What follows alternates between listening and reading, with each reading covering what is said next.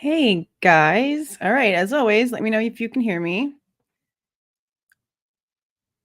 We'll give it a few minutes, usually about 5. I do about 5 minutes, and then we'll start stuff up. Joe Biden for jail. Thank you.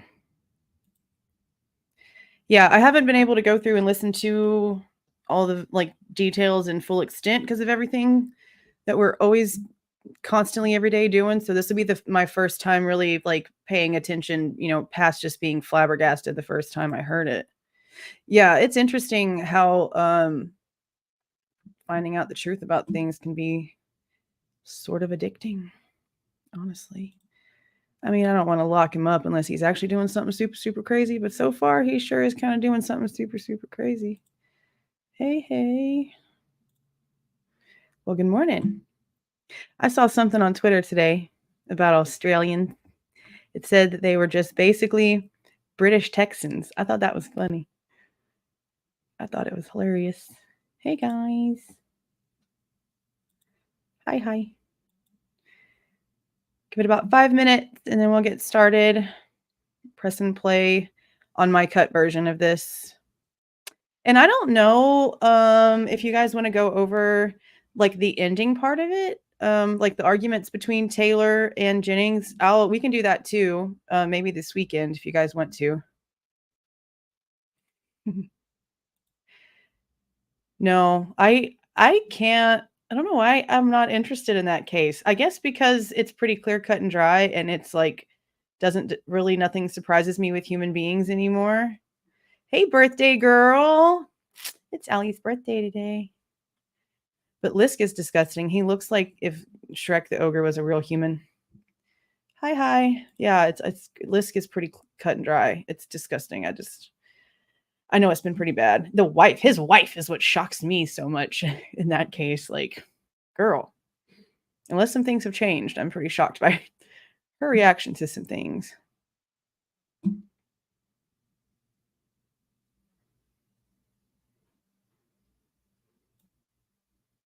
All right, we got about 2.5 minutes and we will start the little session. Now this one is longer. This was longer than Payne's and a lot more detailed. There won't be so much of me stopping to run my mouth in this one, honestly, like it was with Payne's, because there's a lot of answers in what Cyrey says. For the birthday, it's Allie's. It's Allie Book's birthday. Hey, welcome, welcome, welcome. Yeah, it's clear cut. They got him. They got him. So yeah, scary. Hey, hey.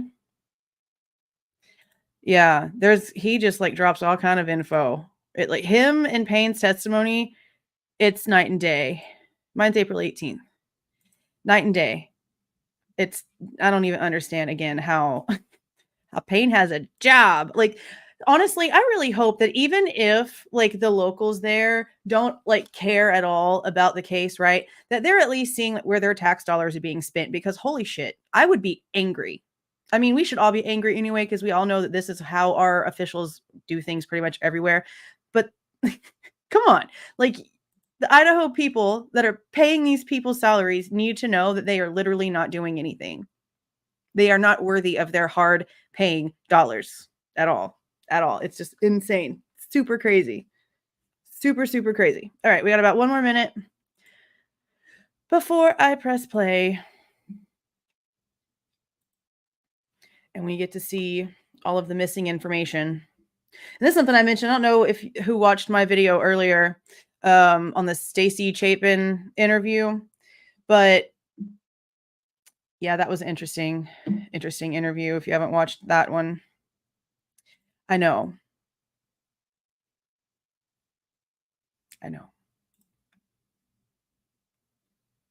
Yeah. Oh, thank you. Yeah, it was this last minute. It was supposed to be for my youngest, but then we ended up cutting his hair because we have like a play spot for water in the yard. We have like a pretty big yard now, so there's a huge area for him to just play in the water.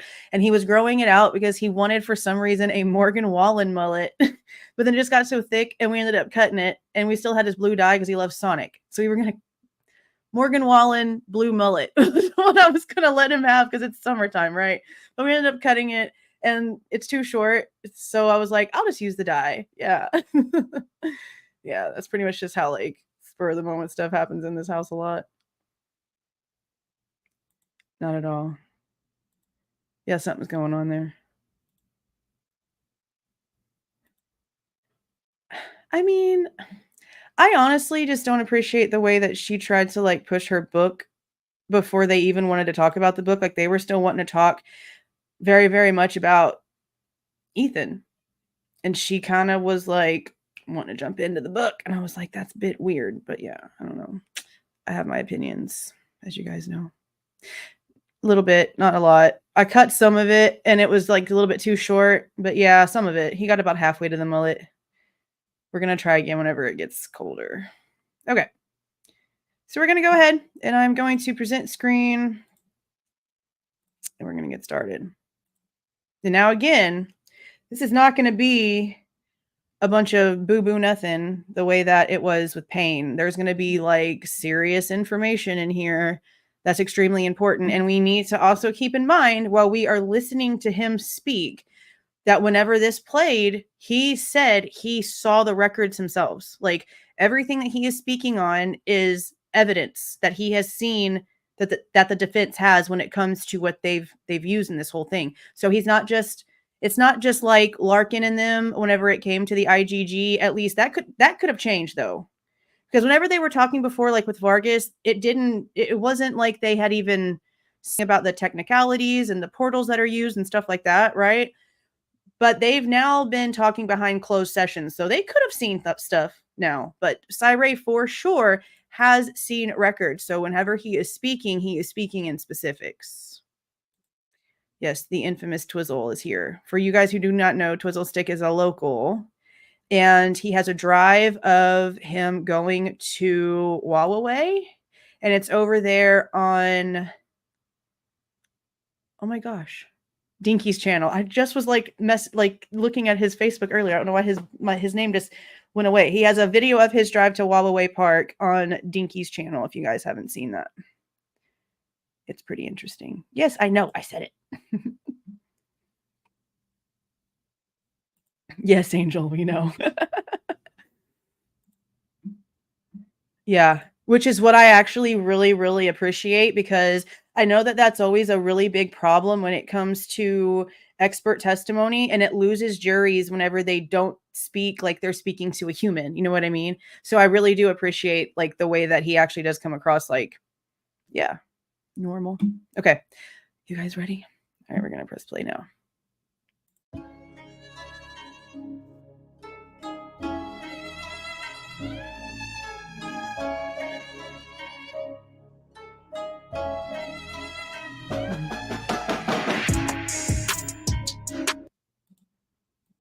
Yeah, this is iced coffee in my Buc-ee's cup. Oh, and let me tell y'all one more thing too. If I have one of the desks that does this up and down stuff, like I've been sitting in this chair a lot, so if I end up standing up and like if I go off screen and then suddenly I'm like there's toys hanging above my head 2 inches above me, it's because I'm standing up. But yeah, just letting you guys know. Okay, we're gonna go ahead and get this started. Your Honor, we call Cyray. Okay, thank you.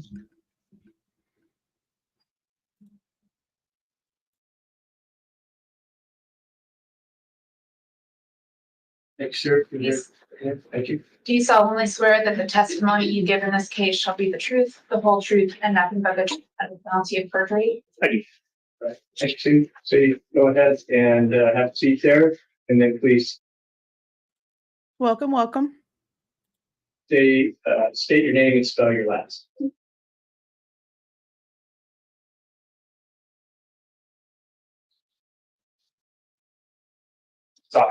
Ray, R-A-Y. Thank you, sir. Ms. Taylor. Thank you. Good morning. Morning. Will you tell us what you do? I have a handful of different jobs, but primarily for my role here, I do a lot of consulting, analysis, and evaluating geolocation data as it pertains to mobile devices. Let's talk about how you got to that place where you provide consultation on devices and geolocation.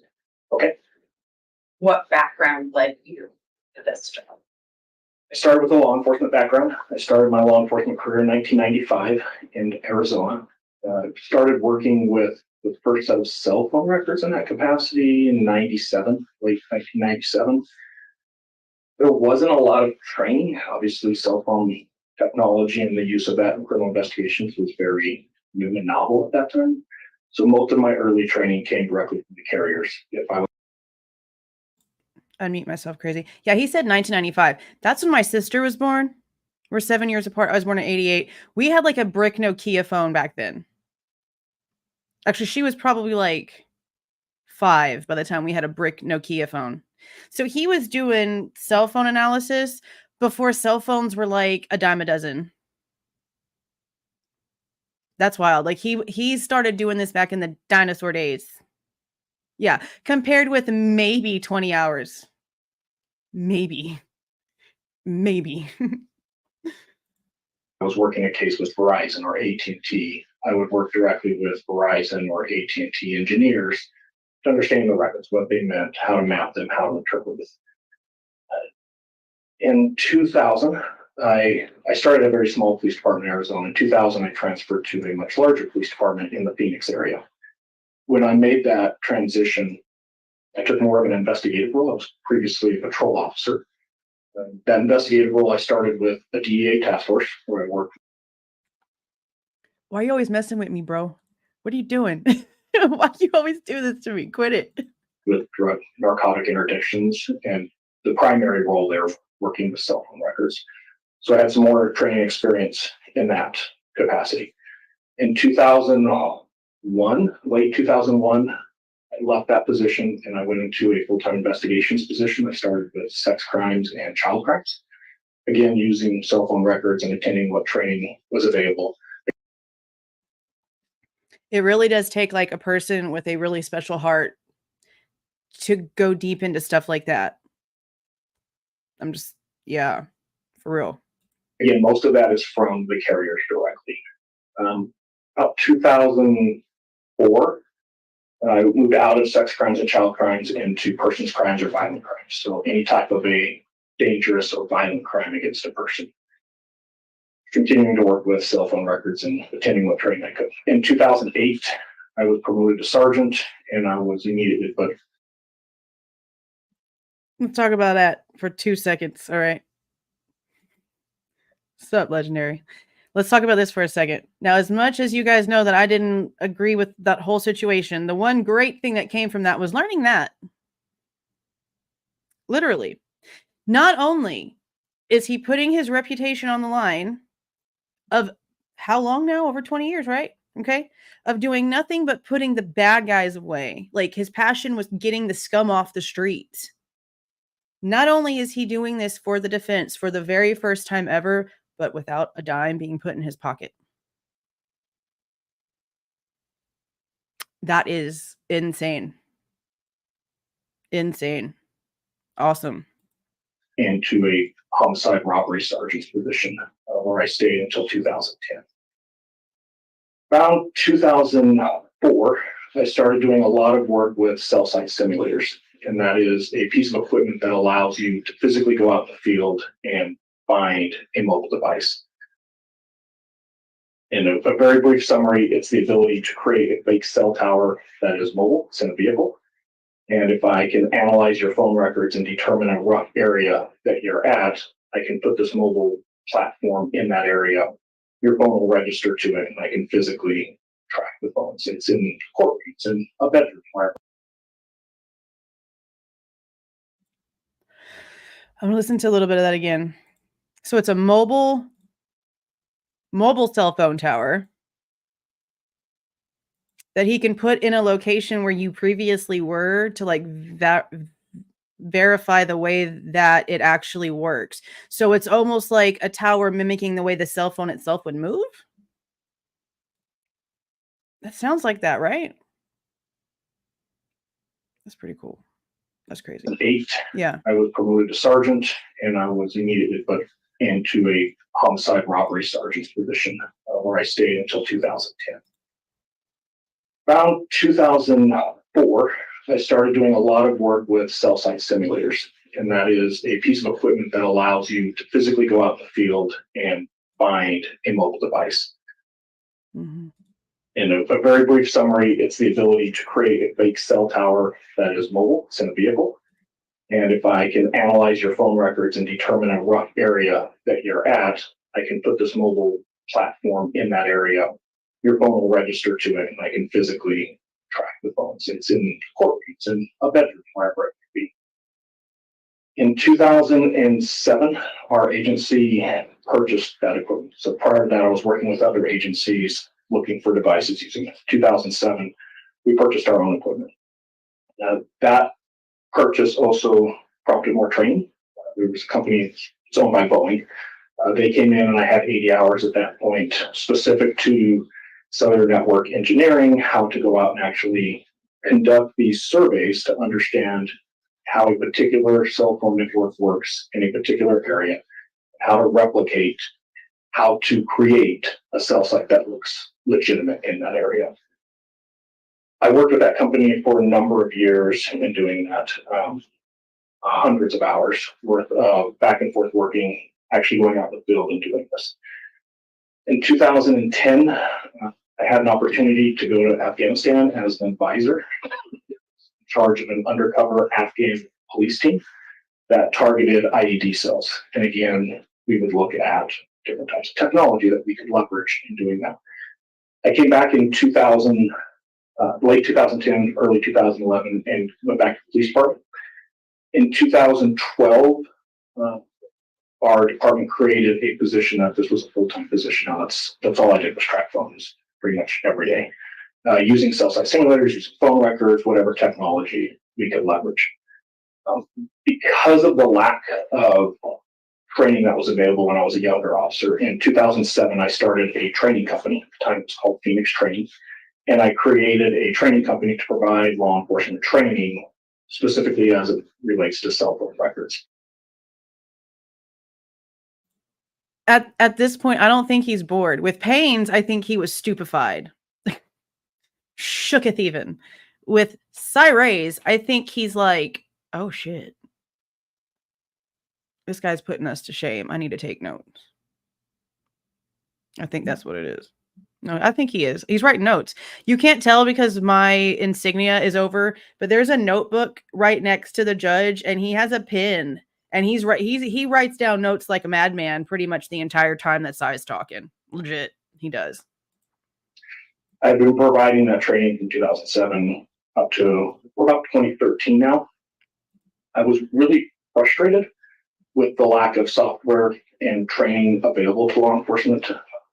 Very complex and clunky, for lack of a better term. So I began researching and teaching myself how to do some basic computer programming, and I wrote a program that I could take phone records from any carrier in the United States, and I could put it in this program, and it would immediately map hundreds, if not thousands, of connections. It was pretty unique at the time. There just wasn't a lot of options out there that was doing the geolocation. There was a lot of analytics to who's calling who and how often they call that person. But specifically to put it on a map for detailed geolocation data, there was a big gap in the market. It worked. It worked really, really well. And at the time, because we were tracking phones in the field, it gave me this very unique opportunity where I could use a search warrant, get phone records, analyze the phone records, come up with a hypothesis that this phone is most likely Thursday at 2 a.m. going to be in this neighborhood. And then So even seeing into the future, like some Minority Report shit, that's cray cray. Did you hear that? Let's go back a second. was I right? Was I wrong? Do I need to tweak something? Mid-2013, our agency was assisting a lot of other agencies because we had for lack of a better term, we had progressed significantly on our ability to find phones. I had a lot of agencies asking me for a copy of my mapping program, and I was just about at 20 years at that point. I realized maybe it's time to go do something else. So in May of 2014, I retired from the police department and I started a company called ZETX, Z-E-T-X. And we offered a couple different things. So we had the mapping program that I just described. Obviously, when I'm running it on my laptop, it can be a little clunky. It doesn't have to be perfect. When we started business, we actually hired computer engineers to come in and take what I had written and scale it to a national platform. So we offered the mapping services, which was both real-time and historical. We took that original training class that I had built and we scaled it out. So we had a basic 40-hour that would just give you the nuts and bolts of how to look at phone records, what they need, what type of records to obtain. We also started a subject matter expert course. It was one of the first courses in the country where law enforcement could actually come in and become certified as subject matter experts in this field. Did some training courses as well that we created on drive testing, so the ability to go out.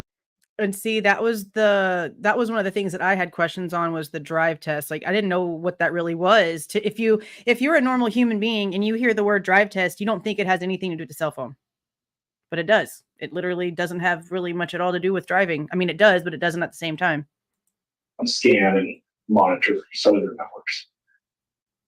Because of those two features, my job duties changed dramatically, where I found myself consulting with law enforcement daily, sometimes multiple times in a day, on cases very similar to this case, where I would have a law enforcement agency that's using our Drive safe product or has attended our training that would call me for some type of review or analysis. And I've lost count. It's thousands and thousands of cases.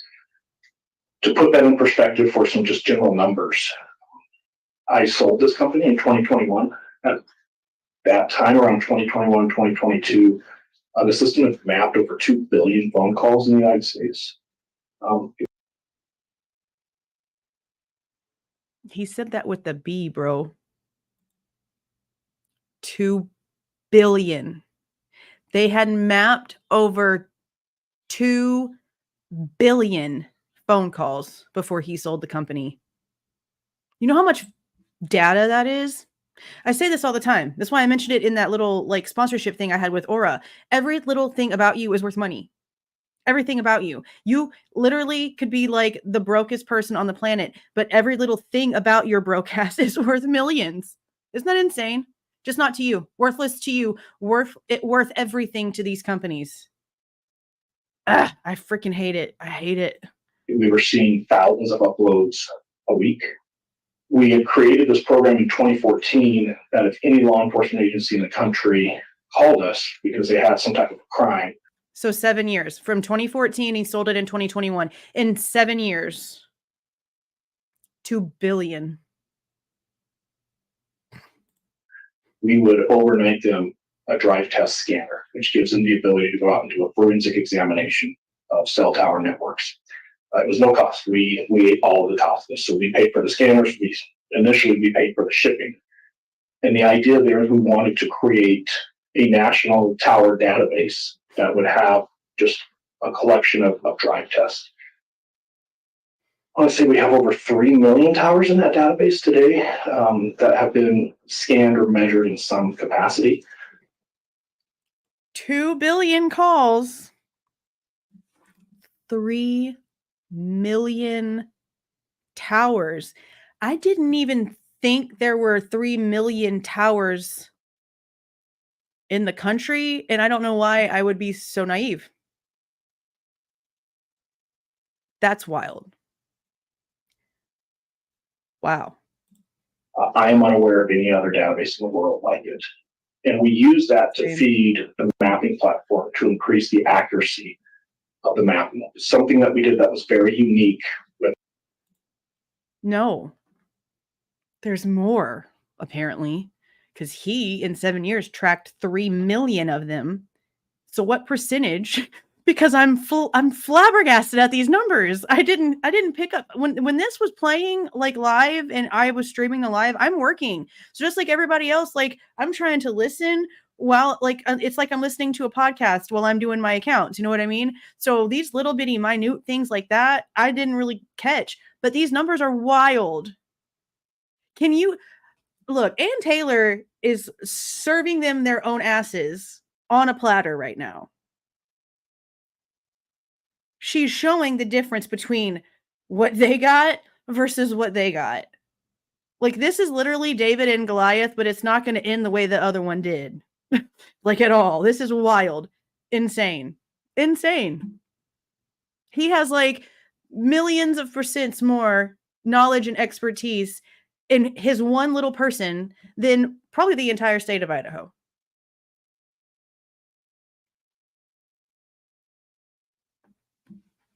This is insane. With our company is we actually provided an estimated coverage area. So instead of just saying this phone connected to this cell site in the antenna points north, we would give the person doing the analysis a general idea of where that phone could possibly be within a radius. We were the only ones doing it when we did this. Since then, since 2014, more recently, since about 2020, pretty much the rest of the industry has adopted, if not the same standard, a very similar standard. So for him, it's an older technique. But according to what he just said, it is only about 4-ish years old when it comes to being something that has been adopted as like by the majority. Meaning that there's not very many people that can actually perform this kind of stuff correctly, even though all these different agencies are doing it now. None of them are technically capable for real. That's how I just took it. Wild. The company we were using to do the drive test data is a company by the name of Rohde, R-O-H-D-E, and Schwarz, S-C-H-W-A-R-Z. They're a German company out of Munich. They've adopted the way that we were doing some of the ranging. The FBI CAS team has adopted that, has actually brought that tower density is what is the general term for it, and it's now a feature in the CAS-BIS program. So through the years with training, I've probably been involved in training 30, maybe 35,000 law enforcement officers from around the country. I remember hearing that number. That's a lot of people that he has taught this to. Unfortunately for Payne, he wasn't one of his students. We had about 650 law enforcement agencies within the United States. At some point, all of the federal agencies have used our products in their training, and I've done quite a bit of consulting internationally as well. Towards the end of that period, we started working more with Rohde and Schwarz. Rohde and Schwarz decided that they wanted to look at the ability to implement a cell site. Yeah, I think, were you the only one that said that? I think somebody else might have said that earlier. I think that's possible. I mean, honestly, if you think about it, this is the kind of stuff that Bryan wanted to get into. So it wouldn't surprise me at all if Cyray was somebody that maybe he even studied. That's very possible. Very possible. Site simulator in the United States. They have one for Europe. They were considering doing it for the United States. So they sent me their first one for the United States, and I worked with their engineers for about a year, testing it, reviewing it, proving it. So another several hundred hours there. I've tried to figure out how many of these missions, if you will, of going out and finding a phone or looking at phone records, and it is literally thousands and thousands of hours at this point. I can't tell you specific number. But that would be the background.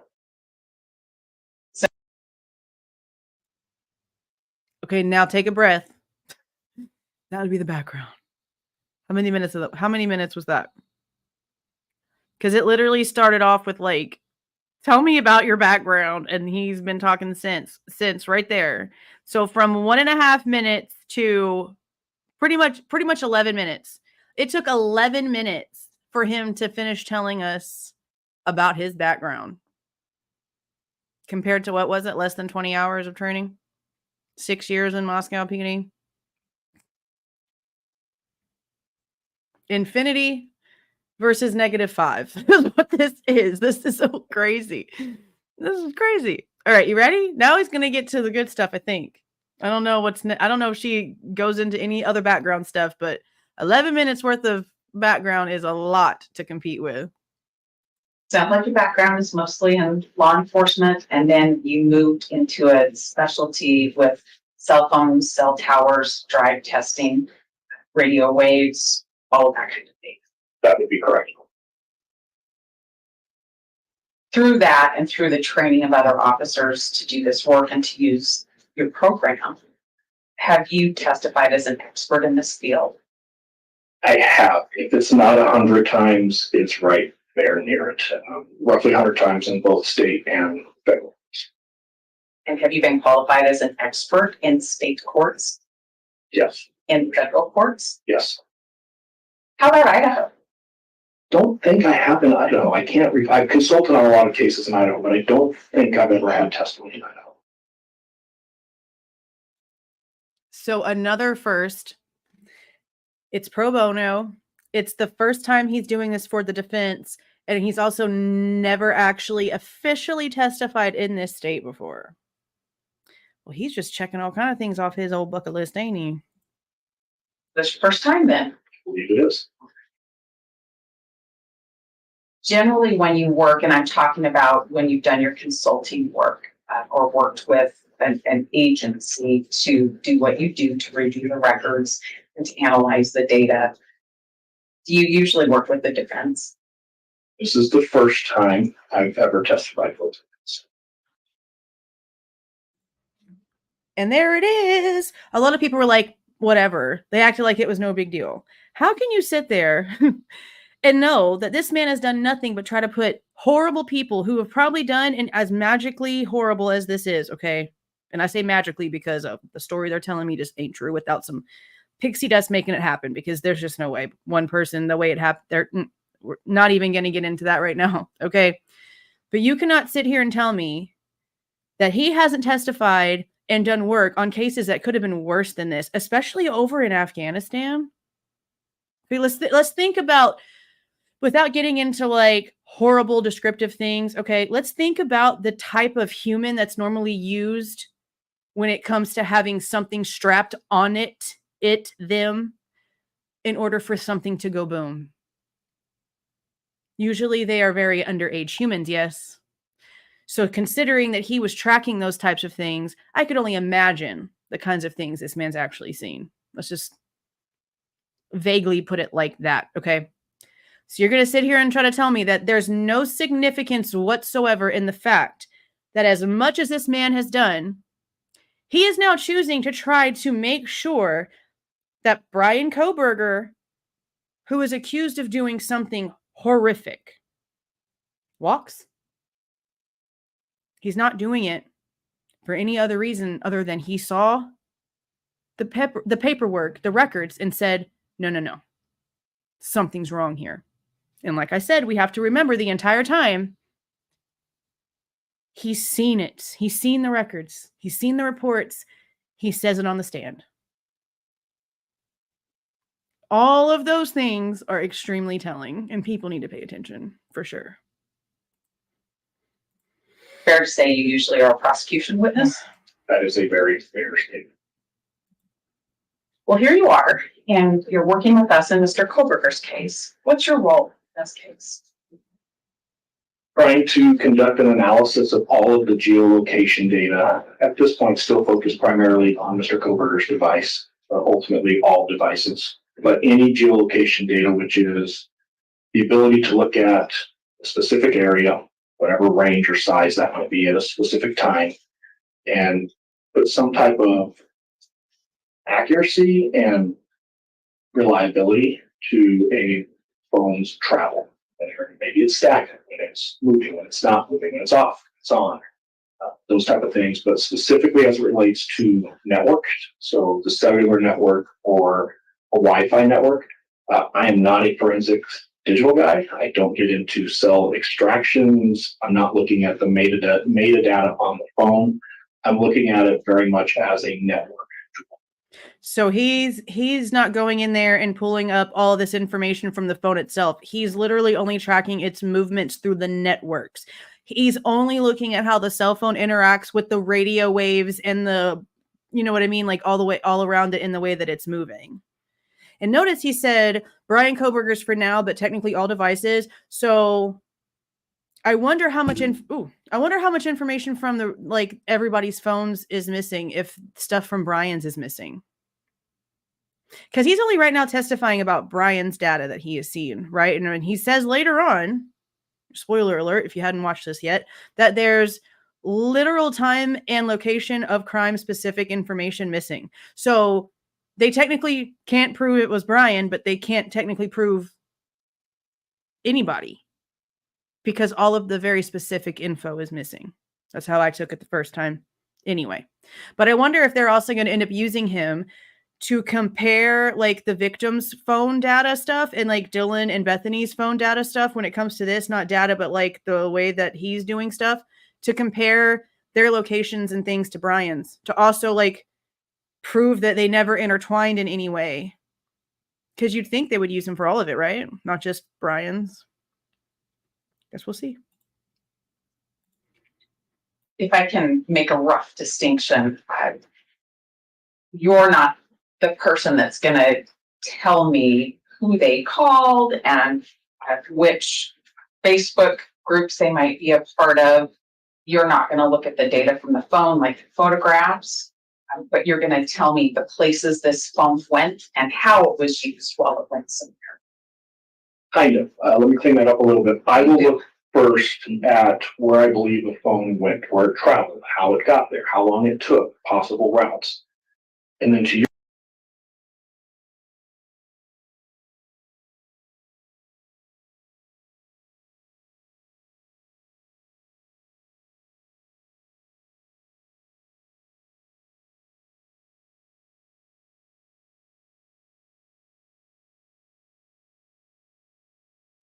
And I was muted. Okay.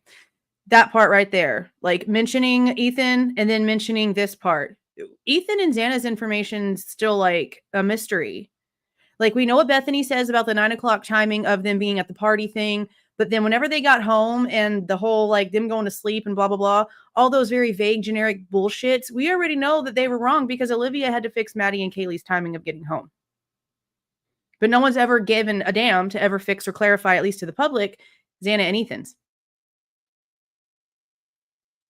All very important information. Extremely important information. your point, I call it cooperative data. I'm then going to seek out all that data you just talked about to say, okay, well, we have these 3 photographs, we have this piece of surveillance video, we have these 4 receipts. I'm going to overlay it with my analysis so that I can corroborate the analysis accurate. Or maybe we see activity associated with that person and the phone's not there. Does that person just not have the phone, or is part of our analysis wrong? Maybe surveillance details wrong. We don't know. So eventually I will get back to that data you're talking about, but I'm not the guy that's going to go out and extract that data. Would it be fair to say that that's data that you would use in a final analysis as it comes in from other sources, that you're the go-to for me to understand how a phone works with a tower and how it moves between towers if the phone's in motion somewhere? Yes, 100%. So again, to clarify, it has nothing to do with it making a call and the way that it works when making a call. It has everything to do with like the way that it would move through the area, like if it was just sitting in somebody's pocket, is what he's good at doing. That's what he does. You talked a little bit about drive test data. No, and this is the reason. When do you ever? I don't know the last time I watched an active crime scene with the tape and everything up since like Anne Hesh, where you saw a body in a body bag on a gurney. I have never, ever, ever in my life really ever seen them do that. That's normally whenever the cameras are like told to turn off, like the cops make them turn it off. So that's not like a big deal to me, honestly. It's not. I don't know like why that became like such a big thing, but that's not normal for you to see. It's just not. It's just not. or drive testing, and that being part of the company that you developed and part of the work that you've done. Is that helpful in understanding the ultimate picture? Depending on the type of records we're dealing with, it can be very helpful. When we're looking at just basic call detail records, CDRs, a lot of times we're just Hey, thank you. Thank you, John. getting connections to a particular cell site, and we can say a PSI of that cell site. Sometimes the frequencies that are used. Drive testing is really the only way to get a little bit more specific with where that phone may be. But more importantly, we can start to rule out areas we know it's not by drive testing. So just think of drive testing as a forensic evaluation of the actual cellular network. I mean, I know that back in the day it did. And I know that every single time there's like a new scene on a big movie, that's what they show, but that's not reality. Like news channels are told to cut that kind of stuff, like on purpose. They're told to cut it. In a particular area. Sure. Are you familiar with AT&T records? I am intimately familiar with AT&T records. How long do you think you've been working with AT&T records? Look at Thompson.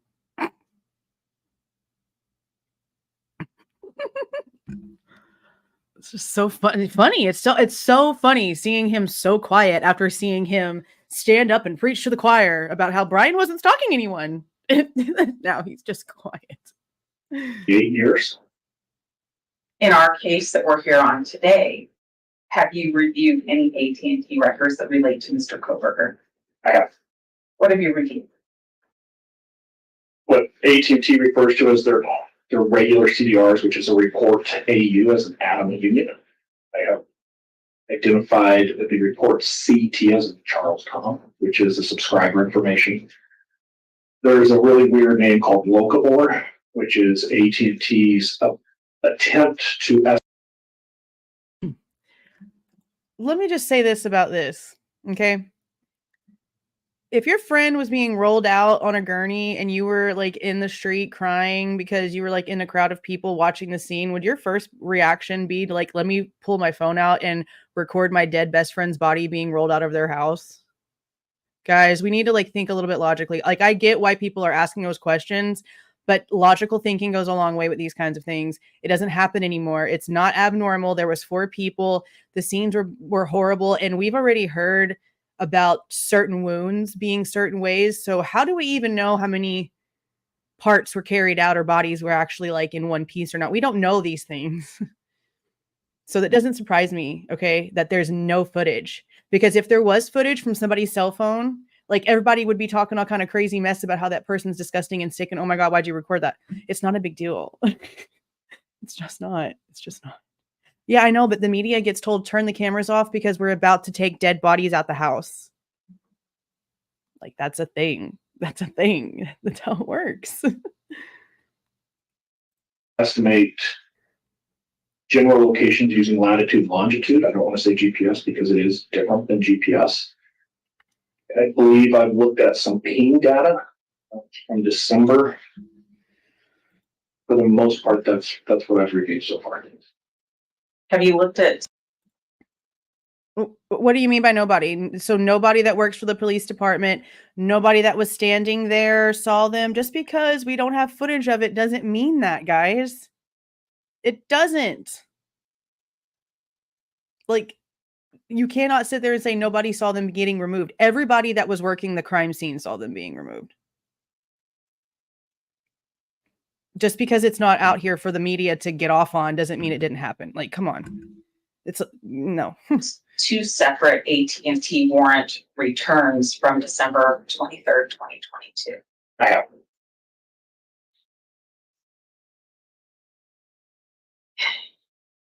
In your experience with working with AT&T records, is it common or uncommon to have 2 warrants, one that relies on the content of the first in the same day?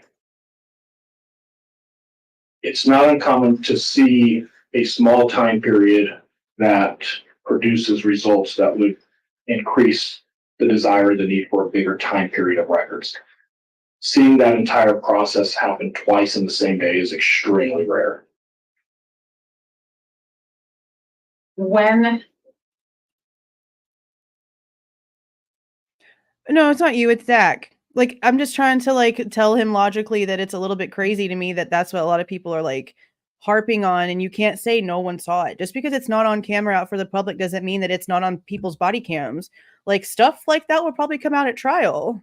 We're not allowed to see everything right now, and that's totally fine. Totally okay. I'm okay with that. It's totally fine. Come trial, people will probably be turning it off because they're probably going to be showing things that they don't want us seeing. I'm just saying. So, I mean, if you think it's not there now, it'll probably come out come trial. well, the first AT&T record, we called it today the 48-hour AT&T record of Bryan's call detail record. If you were to take that and do an analysis on a call detail record, how long would that take?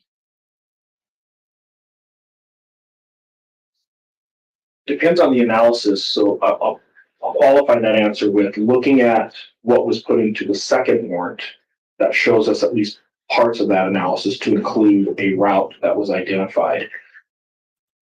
Well, not really, because Payne literally took like 2 seconds to read over something that he doesn't even have the cognitive ability to actually understand, and then use Detective Mowry's like cover sheet.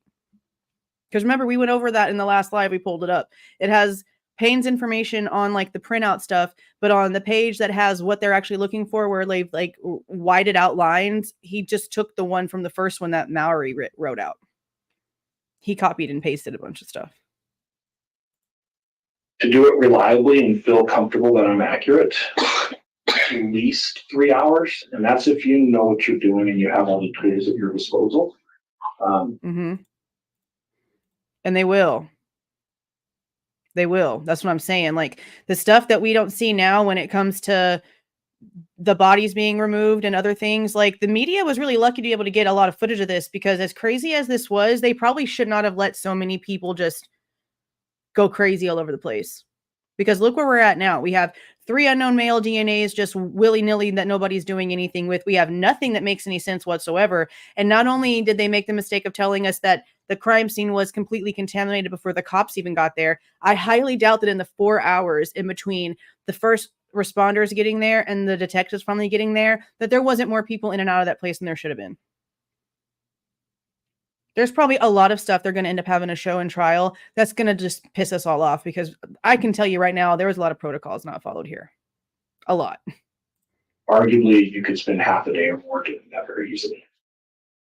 To do that, do you just take these records, printed copy, and know what's on there, or do you have to do something with those records? You would have to use some type of a mapping platform software, and you would take the digital copy, which is typically a text file, you would import it into that program, which would then map everything.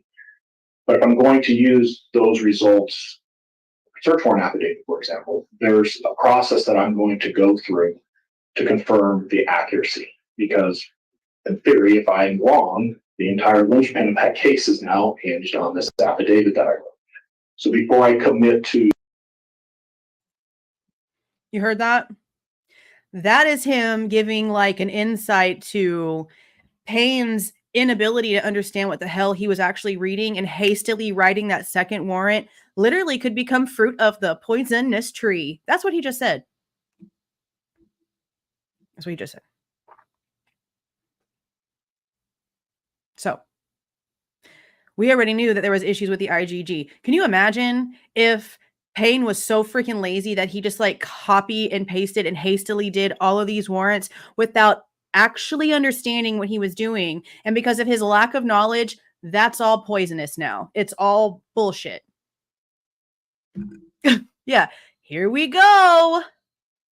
Literally from the start, this could have been crap. Absolutely wild. I don't understand. And again, how many cases are like this that we just don't know about? How much incompetence is really happening? Wild. So wild. Swearing out to an affidavit, hey, this is what the phone is doing, X, Y, and Z. there's a further process of just mapping it to validate it. In this case, there's a lot of time distance measurements that need to be performed that can be extremely time consuming. There's some ulterior issues that come up with how that phone is interacting with other cell sites that needs to be analyzed. Again, saying that a very qualified, competent investigator spending half a day just coming up with that basic summary is very reasonable. Meaning not Payne's bitch ass. Sorry, not sorry. A very competent, educated agent taking half of a day, which to me is like, what, 4 hours, right? Because your normal 9 to 5 is an 8-hour day. I don't know if it's different for cops. I guess it could be, right? 10 to 12 maybe. So at least 4 hours to sit there and really think about what they're seeing, analyze it with their actual intelligence, and then be able to do the second warrant. Not just like what Payne literally now has in the court record of him saying he immediately went and got the second one. Don't know a damn thing that I'm looking at. I had to rely on everybody else to tell me what I'm looking at. And then I took myself with no brain power whatsoever all the way across the building because I didn't take no notes. I just went and talked to this guy while he's sitting there eating his sandwich and then went back to my desk and tried to remember what he said. But because I have no idea what any of this vocabulary even means, I forgot half of it. That's Payne's testimony.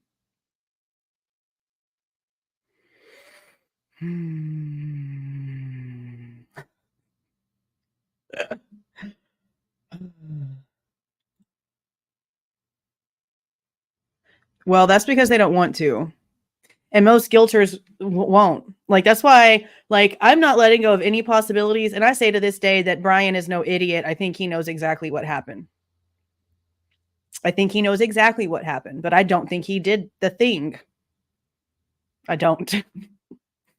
This is just so wild. It's so wild. Ugh.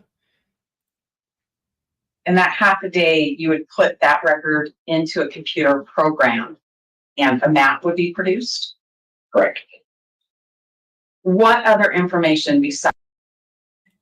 And didn't Payne say that he kind of just like drew that damn map, right? Like, I'm watching the chat to like make sure. Isn't that what he said? That it wasn't like exact, that it was some sort of like maybe situation. But he's saying that there should have been a specific program used, right? And I don't remember Payne saying that he actually used a program. And you can tell by looking at that damn thing, and it's written with like a marker. Yeah, like a crayon. Bro, for real, crayon.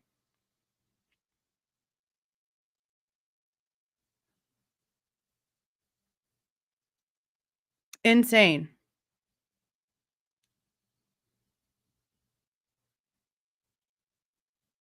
So not only is he too incompetent to even understand what he's looking at, but he also didn't even know that he's supposed to go use a computer program. So he just guessed, and no one cares. And there's no like peer-to-peer review of this stuff either. That's another reason why I'm like, the people that sign off on these warrants and stuff, they don't have to validate that the information that they're being given is legit. Like the evidence that's being used in like a probable cause affidavit, the judge doesn't have to like look over photos, evidence, AT&T reports, none of that stuff.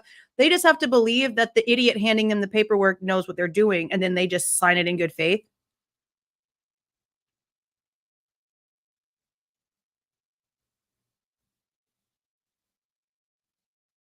I don't understand that kind of thing.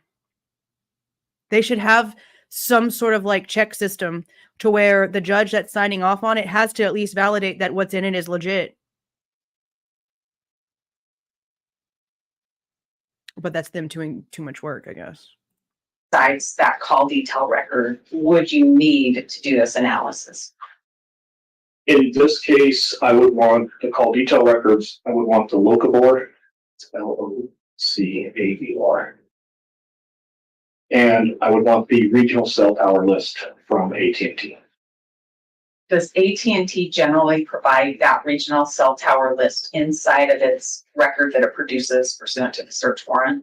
No, I would actually say by policy, they do not. It's a very large file. It typically does not transmit very well to government email. So they would direct users of where they could go online and download. It doesn't work well with government email.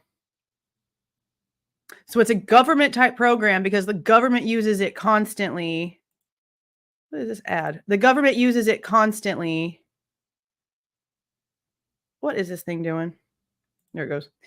But it doesn't work well with government email.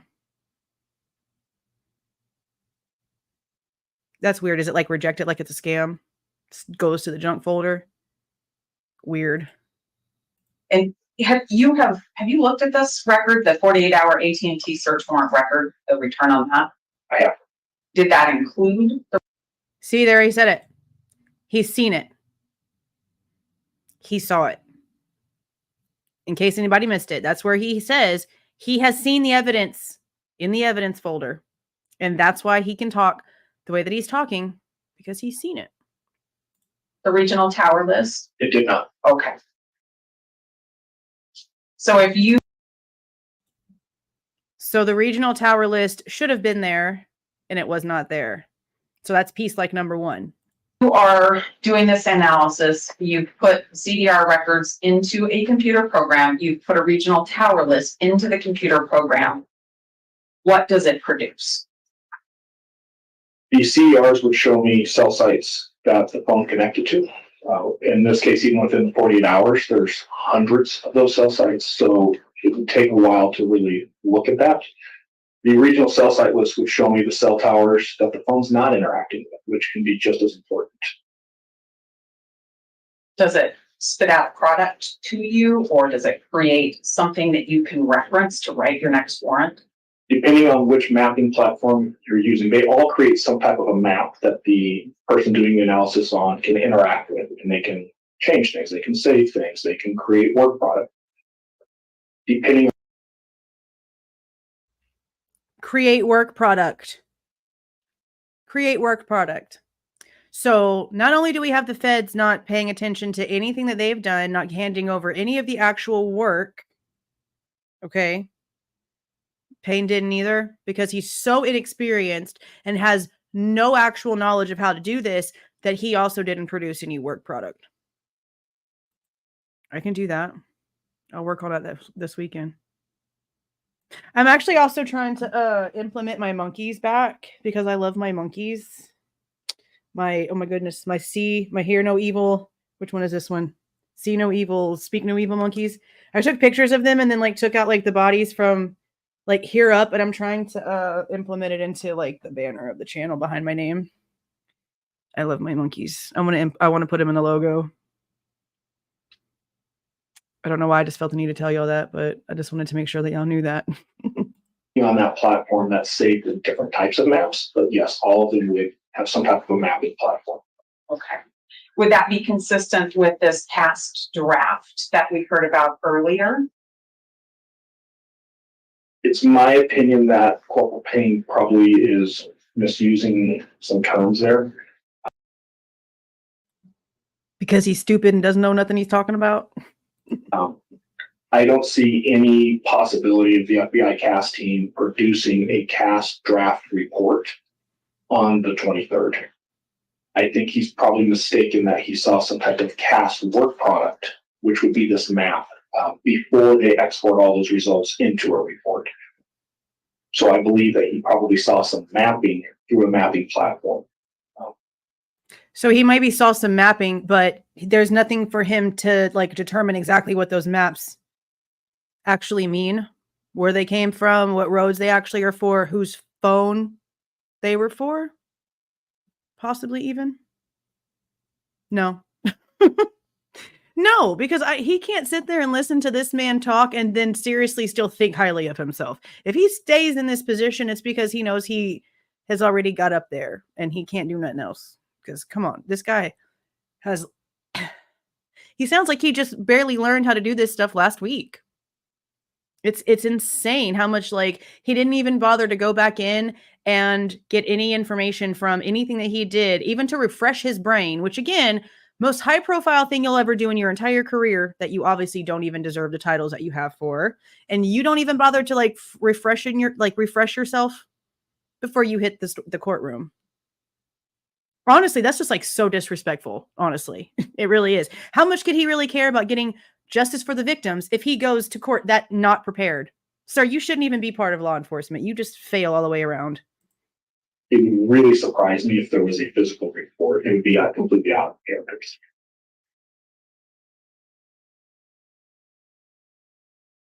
In that first AT&T report, did you, or request search warrant and affidavit, did you see the request for advanced timing reports? I did. It's in both search warrants. Did you get a copy of that in either return? I have not seen any timing data in this case. So he can see that it was requested,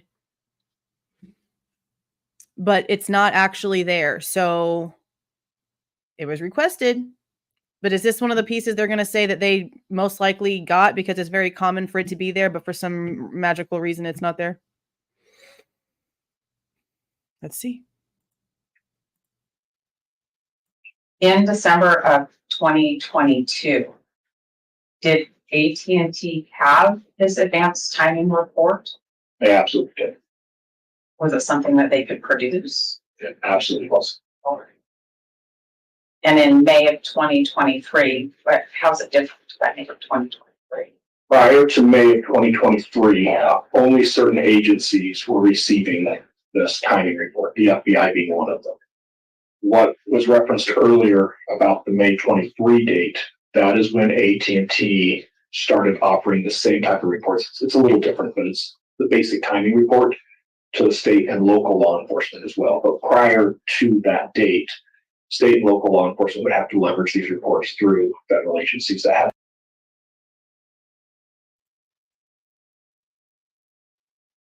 Are y'all understanding what's happening here?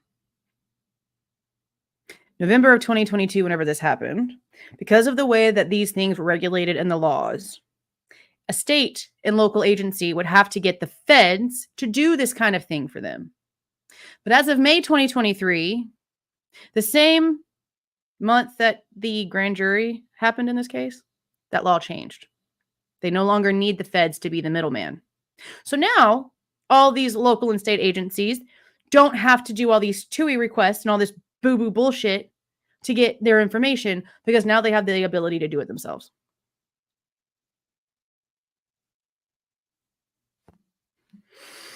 Abolish the feds.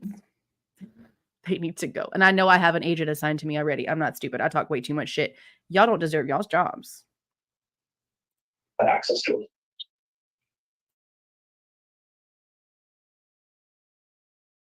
Let's talk about the return on the second AT&T warrant. Did that have the tower list, the regional tower list in it? It did not. Did it have call detail records? It did. What time span? I believe it's from June 23rd of 2022. The historical was as of the date of December 23rd, but there was also a real-time PIN register that was added that extended, I want to say, to the end of December, maybe very first of January. What's a real-time PIN register? So the second search warrant asked for a couple of different things. Historical records going back to June 23rd to the current date, which was December 23rd. The second piece that was asked for is real-time data from the network, which is commonly referred to as a PIN register or trap and trace. And it's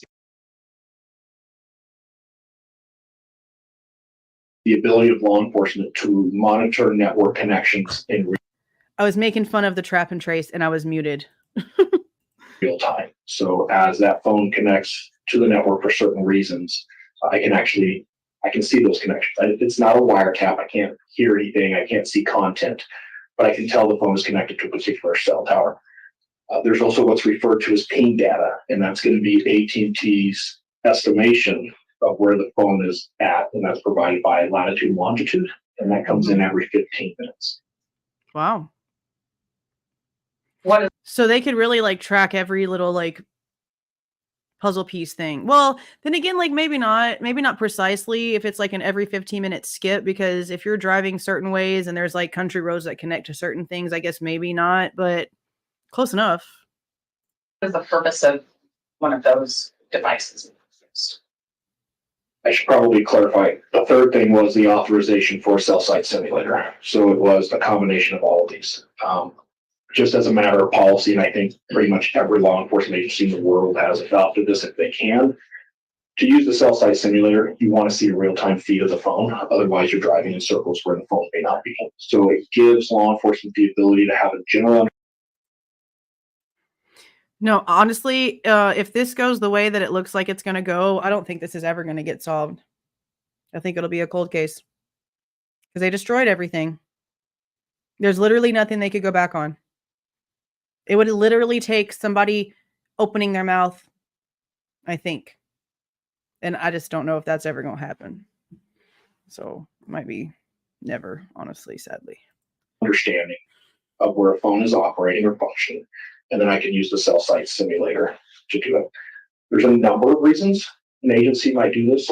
The search warrant actually says they were requesting these because they were trying to locate where Mr. Kohberger was.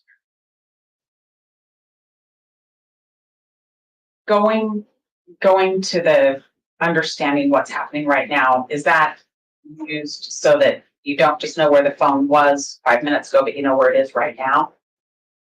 Within a time period, it's not a perfect system. There is a little bit of a delay and the information comes in intermittently. So it's not a real-time feed of giving constant evaluation of where that phone is. But if you know what you're looking at and you've done it long enough, you can get a pretty good idea. See what I mean? Which is true. If you know what you're doing and you know the way that it actually moves around in the towers and the way that it moves with like mountains and hills and valleys and water and all the things, because that's a lot to do with it too. Like the way that the frequency moves in between all of the physicality of the actual location, that has a lot to do with it too. Which is why it's good that they have like the mobile thing, because it literally can mimic the way that it would move. But with it being an every 15-minute thing, I can see where it wouldn't be too precise, but it would still be precise enough to say whether he was all the way over there at King Road or if he was all the way over there at Wobbaway Park. Definitely, because that's Twiz. Put it in the comment, please, if you're still in here, how long that drive is again from Wobbaway all the way to King Road. I don't remember what the map said, but definitely not no 15 minutes where he could have just, no, not at all. So definitely good enough. I heard you say that this is to try to find out where Mr. Kohberger is. In the information that supported this warrant, didn't they already know where Mr. Kohberger was? I reviewed a lot of documents that clearly state not only did they know where he was, they had a surveillance team with eyes on.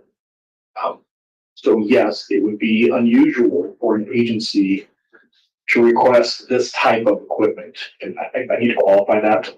This truck driving around is about $1 million. It's not something you just park in the garage at night. It's a very expensive resource. It's a very technical resource that requires a lot of training and skill to use properly. So did he say the date that he knew that they had eyes on Kohberger? Because I know that the only time that we ever know that they were watching him was after he was in Pennsylvania. So far. Because if they were actually watching him before he left to go to Pennsylvania, then they are lying out their asses about the Indiana stops, which we already knew.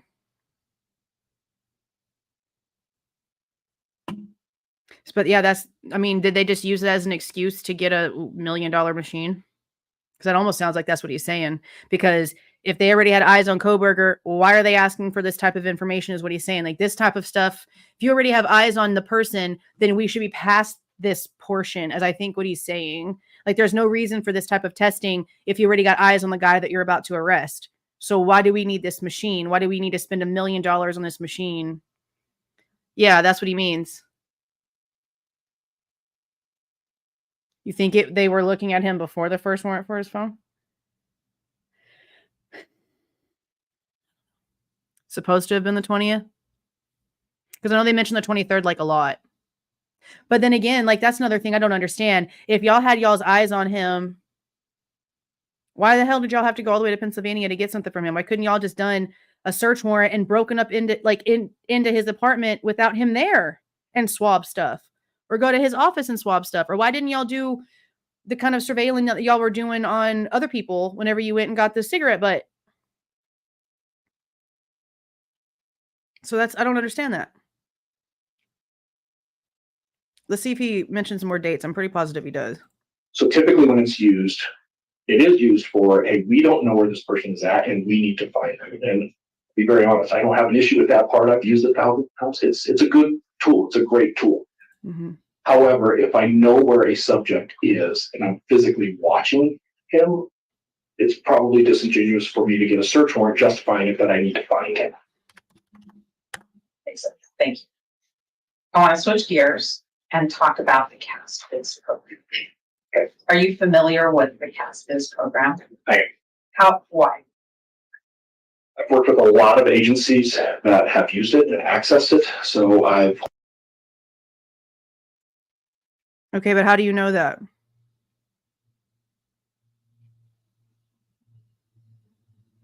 Like they would have still had to have come in and gotten information from Moscow and ISP. What's so important about the 19th? Because I know that somebody else is saying the 20th, but I mean, I'm trying to figure out the exact information on the dates. Because they haven't even told us exactly what date he actually left. They just told us whenever he showed up on a plate scanner, right? And then we have the dates of the stops.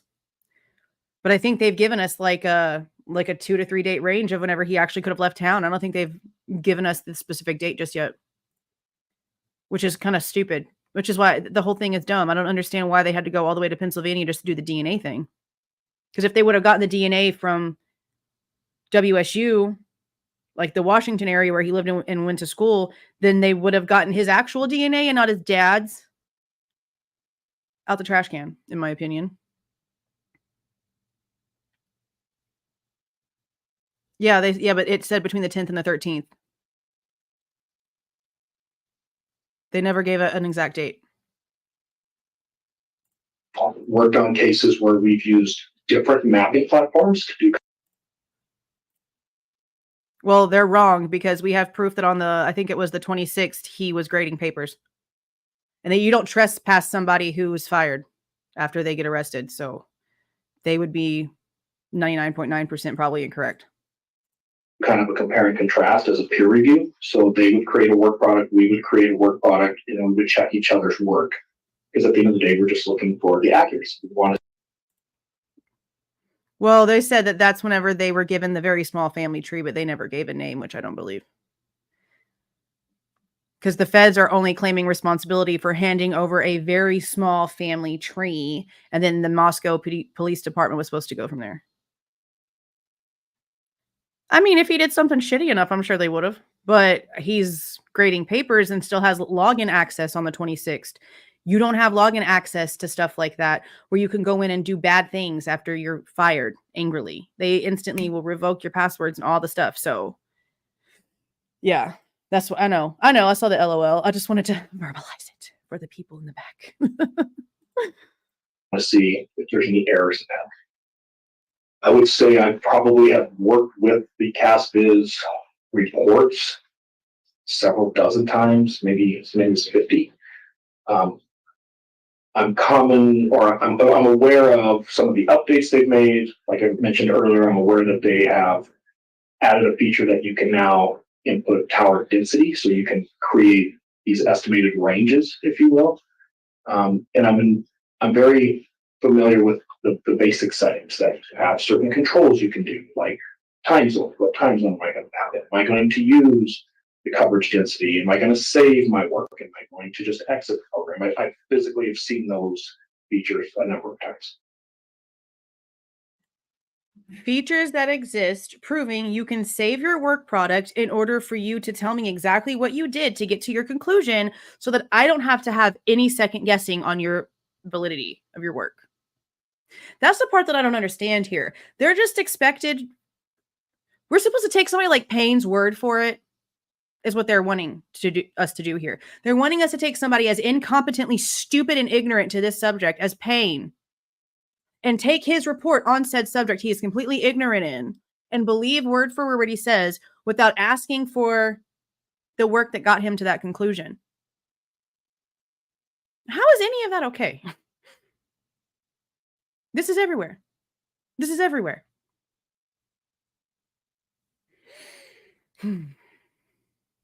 This is why I stay home. I can't afford for my fingerprints to end up on a cereal box at Walmart. I just can't. As it relates to this particular case, have you had a chance to look at any exhibits prepared by Detective Mallory using the CAPIS program? Yes, but I should clarify. One of them I'm pretty familiar with. I believe it's State Exhibit 48 that was used for the grand jury. The others I had never seen until I believe it was last week. So I'm probably gonna have to look at those if you're gonna ask me questions on those. But State's 48, I'm not pretty. I want to ask you a question about that. I'll ask you some other questions about the records we received last week. I'm going to have you handed what was admitted last week as states are, just another, my copy of it so that we know what we're talking about here.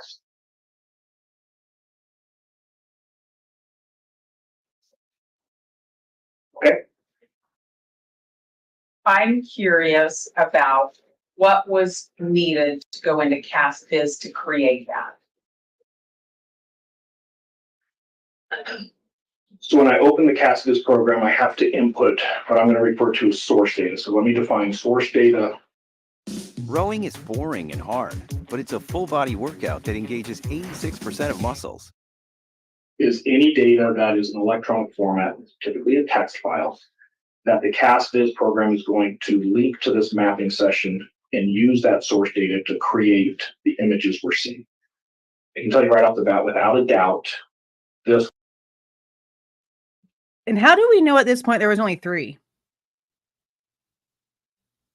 Yeah, no shit. No shit. Hey, Danny. No shit. But how do we know at this point there's only 3? There's no way, with as many people were in and out that house literally all the time that had access to all the PIN codes and all the things, that there was only 3. Unless they literally went through and somehow magically were able to have all of those people submit their DNA for comparison, which as many people as hightailed it the hell out of there. I mean, like breaking leases, I'm packing up, bye-bye. I doubt it.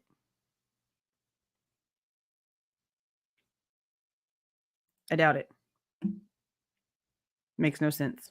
One is linked to 2 different source data. One is going to be a set of CDR records, so the regular AT&T CDRs. And then this particular exhibit would require the regional AT&T tower list, which is a text file that contains all of the cell site locations, most likely be Western Washington, Idaho, and Eastern Washington, Idaho, and Western Montana is typically that region. Yeah. No, I can agree with that part. But just because one of them might have been found maybe in a different area doesn't mean it's not relevant, because for this to have happened in a 3-story home in the middle of the night with a guy that apparently had a mask on, for all these different crazy things to have popped up, the DoorDash and blah, blah, blah, blah, blah. Someone could have been outside. Somebody could have been outside of a window. Somebody could have been checking for people. I mean, I'd be checking everything. Everything. But there's no way this map was created without the AT&T tower list. It's physically impossible. That right there is exactly what they did. I really do believe that they reverse engineered this entire thing.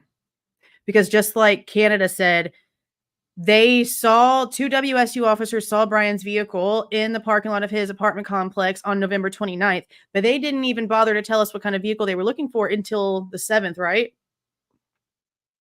And still to this day, I mean, by now they're not going to, right? Because now they're like, everything's gag ordered up. But whenever they had all this surveillance footage, they had this damn surveillance footage way before they had Bryan's little genetic boo-boo whatever from the feds, okay? They could have easily taken the footage from that area at the 4 a.m. time that whatever crazy vehicle they were looking for was around the neighborhood and given us a still shot of the actual car. Why didn't they? Were there 2 vehicles driving around the exact same time that were so much alike that they don't even know which one is which? Is that why? Because I can't think of any other reason why they wouldn't have showed us like a still shot or a little like 5-second clip of something relevant. They do it in cases all the time. They give you face sketches. They give you things. When they're really looking for somebody and they know for sure it's the right person, they put that information out there. They didn't tell us a damn thing and suddenly end up in Pennsylvania arresting some guy who has literally zip connections. And now the state's telling us that he didn't even stalk him. Nothing. It makes me upset because I don't understand the incompetence here. It's so wild.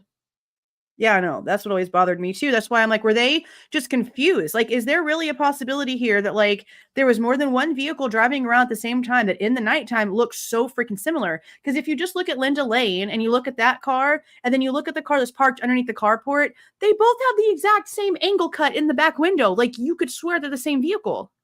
And in a nighttime camera, very possible to make mistakes. Why wouldn't they show us the actual vehicle? If they really wanted us to really look for the car, the people in that local area to really look for the right vehicle, why didn't they give them something to work off of? It's poop. AT&T tower list, was that contained in the call detail records that were obtained by search warrant relating to Mr. Kohberger? It was not. All right. And in the CASVIZ program, when you input the CDR call detail records and you input the tower list, does that program create any type of law? It does, and I want to make the record really clear on what I'm testifying. I would love to know how a federal grand jury didn't do a damn thing about anything, and then all of a sudden we have a state grand jury that needed more information, but then the bill still got passed.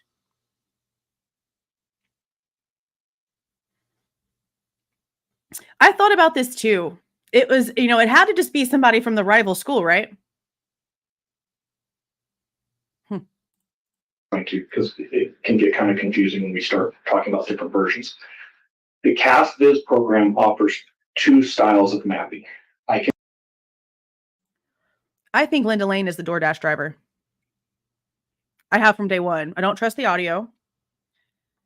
Steve says a lot of crap, but Steve did tell Brat that they do have the actual footage and the audio in Linda Lane doesn't match what they have. I believe him on that.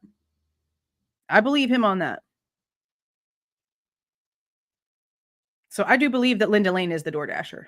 That person looks lost. And if you're somebody who's about to go do something cray-cray, you're not driving around letting everybody and their mama see you driving around.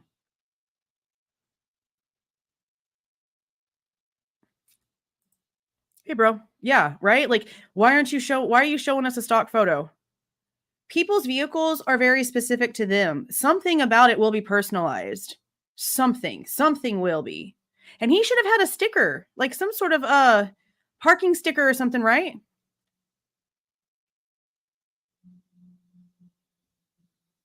They should have been wanting to show us all of that. They would have known to look at WSU if one of the cars on the cameras had anything to do with anything. It just doesn't make sense. They didn't give us, they gave none of their community anything to really go off of and told them that it was an isolated incident, not to be worried, go on about your life. The Chapins listened, but no information, no nothing, and then all of a sudden some rando. I need it to make sense.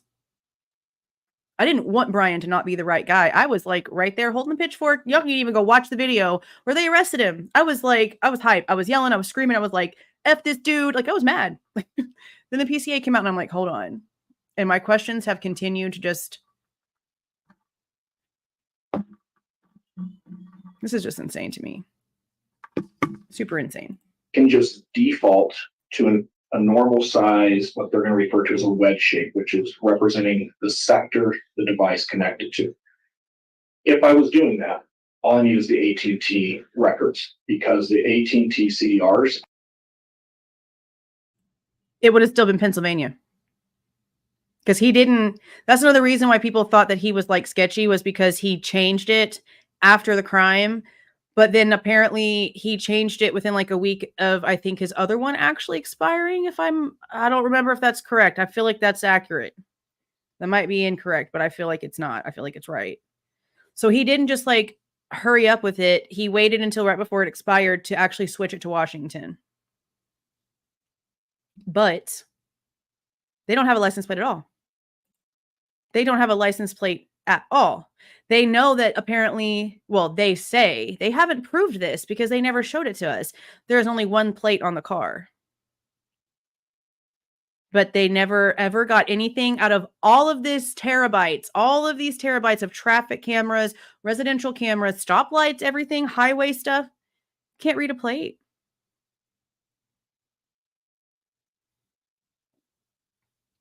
No, I don't think Jack did anything. I'm actually going to put a video out on my reasoning because I see that a lot. And all I do is see Jack ignoring a drunk ex-girlfriend that he's trying to ignore because she's about to move to Texas and he doesn't want to deal with his drunk ex. That's what I see. I don't feel like he had any emotions left in that would have caused that. Not with the way that we kind of like have seen things.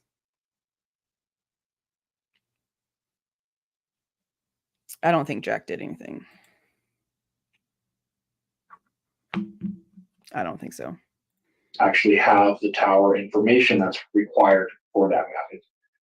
As soon as I change that feature though, to add coverage areas, the estimated coverage areas, and now these little wedge shapes or these sectors are all different sizes, the CAS program has to be linked to a tower list that has location of all of those towers. That's the Yeah.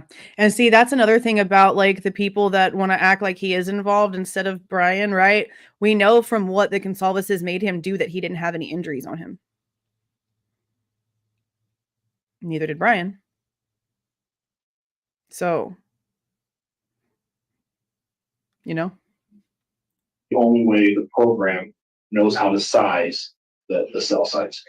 So I just want to clarify, if I'm mapping the CDRs without coverage areas, all I need is the CDRs. If I'm mapping the coverage areas in the CAS program, I have to have a tower list.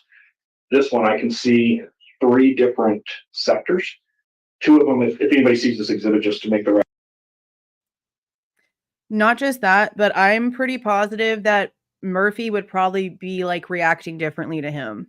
Like even if Murphy was behind a closed door whenever Kaylee and Maddie and Ethan and Xana were getting attacked and Jack was involved, he would have smelled his scent at the scene. He would have heard his voice. Therefore, the next time that he saw him and for every time after that, he would have been traumatized by Jack. Dogs react. That's another reason I don't think he's got anything to do with it. Record really clear. They're really hard to see. One of them is just under the N as in Nora, under the word Pullman. The other one is right by the L in Pullman. But they're different sizes. And that tells me right off the bat that the AT&T tower list is used. And why are they different sizes? Mind me again, please. Cell tower density. We see a great big sector right in the middle of this map. And I'm not familiar with the area here. It's basically south of Pullman and south of Moscow, kind of out in the middle of nowhere. Not a lot of cell towers out there. So one tower covers a very large area. Then the other 2 are going to be in Pullman. It's kind of hard to see on this map, but I believe they are going to be ones that are on Washington State University campus. A lot more cell towers. The coverage is much smaller. So it's just a way to look at tower density to kind of estimate how far certain towers may connect to a phone where others may have a very short range. I didn't even think about that. I honestly didn't even think about the fact that some of them are not as strong as others.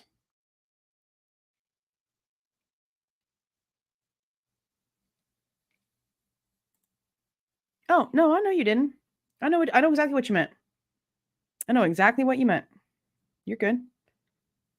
I mean, and even if you did, then that was still just your opinion, but I know that you didn't. I was just saying, like, I know like what the Goncalveses made him do, and he didn't have anything on him, just the way that Bryan didn't have anything that his students saw and the hairdresser saw. You know what I mean? Like he didn't have any injuries either. That's what makes it even more crazy because we've got a guy that has nothing to do with any of them. And then we have an ex that normally would have motive that doesn't really have motive anymore and also doesn't have injuries. And you know, it just leaves like so much more. So much more.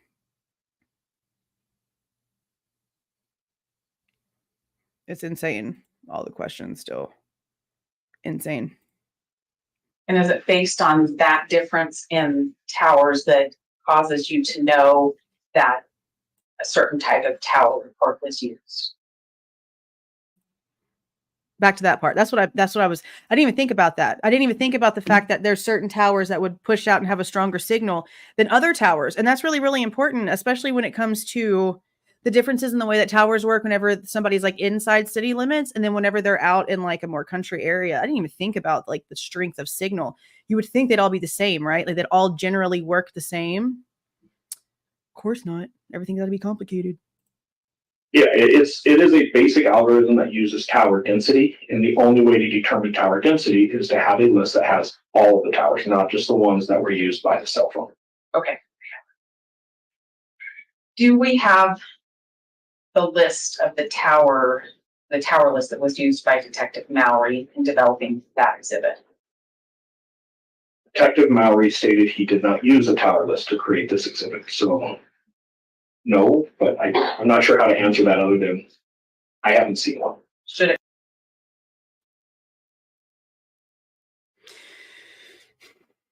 So Payne put this all together without even like specifying which towers were truly used in anything.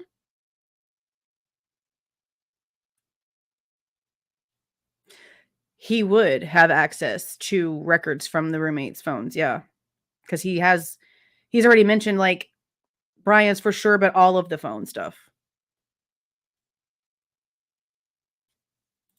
Be there? It is physically impossible to create this map without him. If you had the logs from the CastViz program, that would. I was just gonna like let that go. No, you can't let that go. It's physically impossible. Yeah, well, they're gonna get stuck eventually because this is so ridiculous. It's physically impossible. It's literally impossible, no matter what realm or dimension or timeline that you live in, to create this information without this information. So how do we get to this information without this very much needed information? Well, because you're lying on this other information. All their pants are on fire. Buy them new outfits. Would that give you more information about what was used? It would. We would need the CastViz program as well. The logs are saving certain settings, and it's a JSON format, which is just a software language. We could load that JSON file into the CastViz program, and for the most part, we could replicate exactly what was done. If I understand that, just turn it around. In order to replicate that and to see what was done, you would need a CastViz program. Is that right? Correct, and preferably the same version that was used. And you need a JSON file that was made by Detective Mallory. Is that right? Correct, and depending on where this software program is, we would probably need the source data again because it may not be automatically linked. Anybody who did PowerPoint 10 years ago, you make a PowerPoint on one computer, you save it on a thumb drive, you go to a different computer, all the links are broken. It could create a situation like that. So you would probably need the original source data as well, just to be sure. What's the original source data? In this case, it would be the AT&T CDRs and the cell tower, the regional cell tower list. From that time? Correct. Okay. Well, no, if we're trying to recreate this work, this is where it gets a little bit complex. We would need the exact AT&T tower list that Mallory used but didn't use, which makes it really difficult because AT&T updates these on a fairly regular basis. If he used a November list and I use an April list, the results could be different. Okay. Why would the results be different and given the month of the video? AT&T could have added or subtracted cell sites in the area, which would change the tower density. They could also reconfigure those cell sites, so maybe they point different directions. Given the rural area, 2 or 3 months, I don't think you're going to see much of a change, but it's always possible. So if we're talking about recreating this exhibit exactly the way it was, we would need not just the regional tower list, we would need to know which version of the regional tower list to use. Is that generally why people in your field save their work? We're talking best practices 101. We're creating a work product that is going to be used in a forensic nature, not showing how an extraction is done, not showing the source data that I use to create an exhibit. It happens, but for the most part, it's unheard of, especially somebody who is a subject matter expert in digital forensics.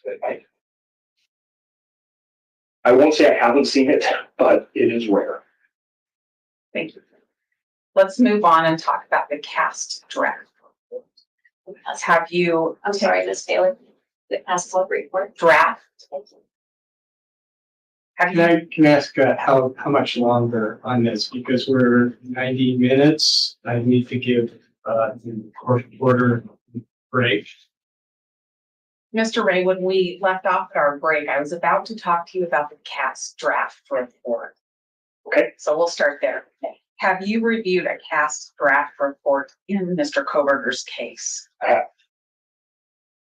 And from your review of that report, can you tell what records were relied on by Agent Balance to create that report?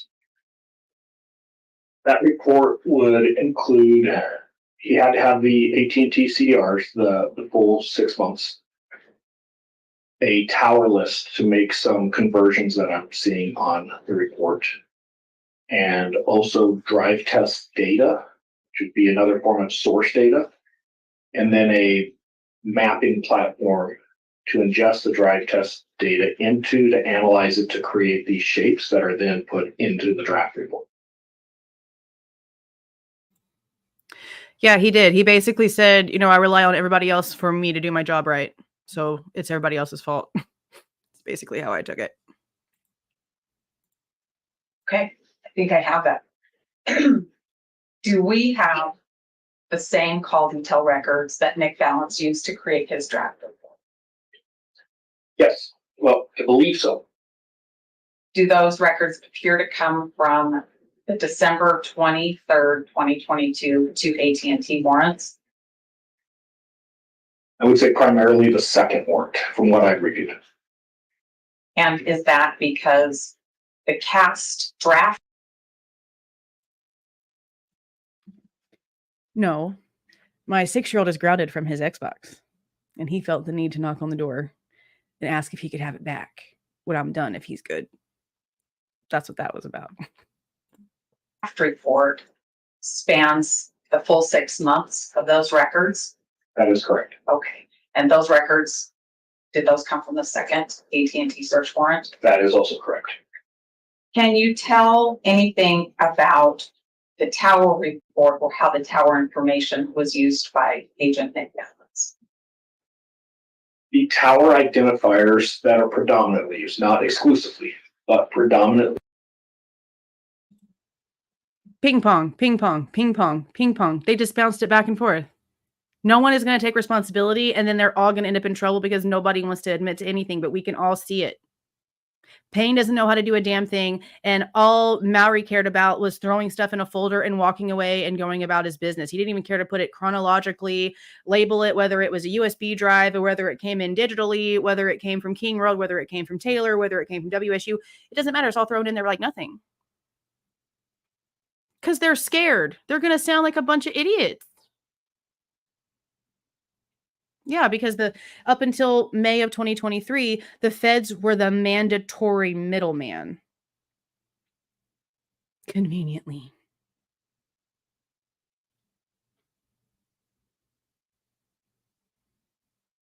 Insane. Used in the cast draft report did not come from the report AU. There's a conversion that can be made, and someone would have to have the national AT&T.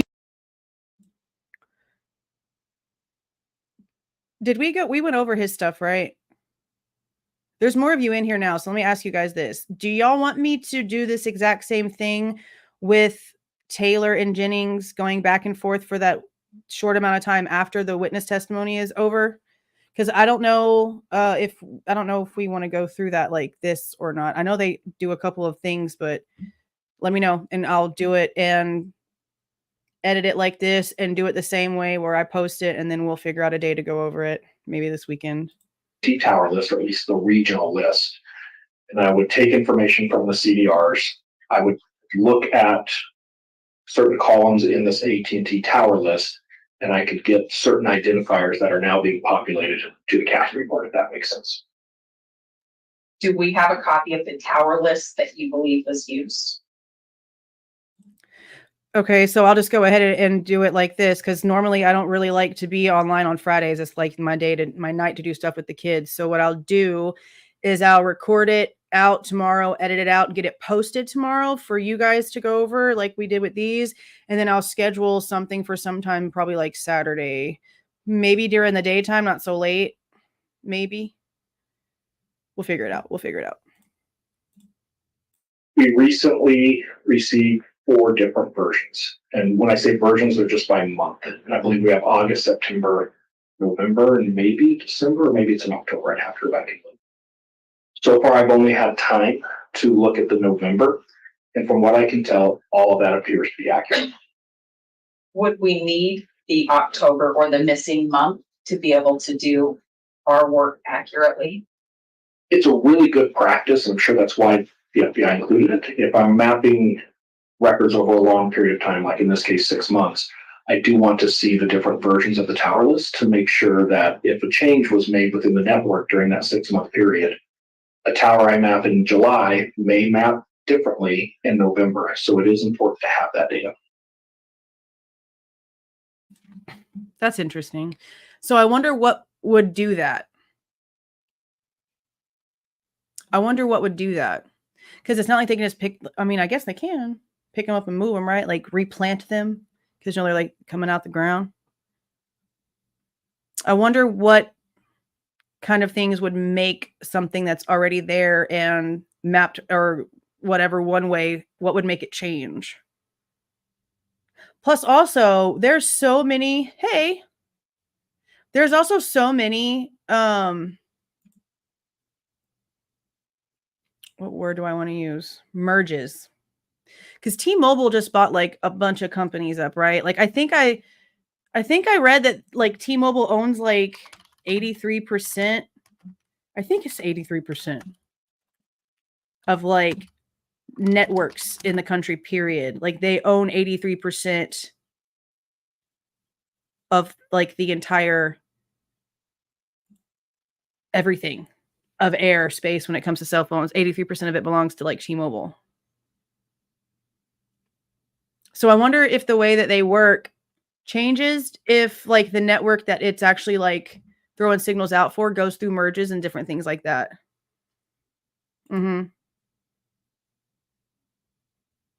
Verizon too, I think. Something with Verizon happened.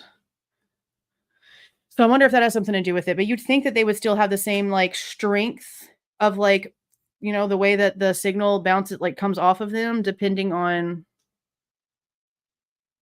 I'm curious. Yeah, like your phones. Very curious. And look at Judge. He's even curious. Look at that eyebrow. He stays furrowed the whole time because he's just like, what is happening? For 6 months, but not the other 2. Correct. It would be helpful to even maybe see May, because there may not have been an update made in late June, early July. So May's would be what I would start with. Can you tell if drive testing was done to create that cast draft? Yes, there's images in the latter part of the report up around slides 100 and above. I believe there's a total of 4 images that were populated to that report that would require drive testing. When somebody's doing drive testing, do you expect data to be produced? Absolutely. Creating a work product that uses drive testing and then coming into court and testifying without the drive testing is no different than creating an exhibit like this and then saying, well, we don't have to produce the AT&T records that created this. The source data for drive testing is the drive test.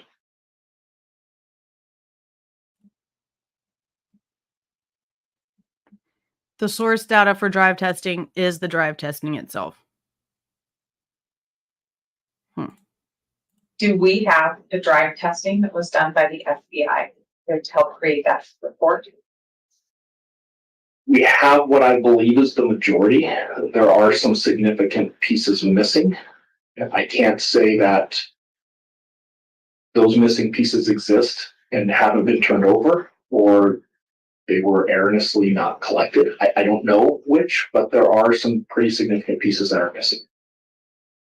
I'm going to ask you some questions about that. But first, I want to know when you first saw drive testing data that was produced to us in Discovery. What did that cover?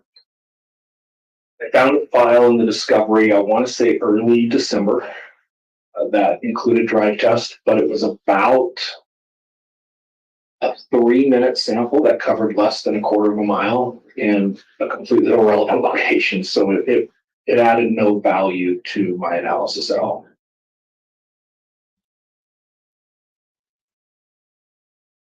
Location completely irrelevant. Not long enough to even be able to figure out what the hell's going on, and at a time that don't matter, is what he has seen so far. Let's go ahead and add that to what Xana said about Bryan not being a stalker, and let's also just add that to Ann Taylor asking why the hell there's a video as admissible evidence of a vehicle at the cannabis shop that's not Bryan's.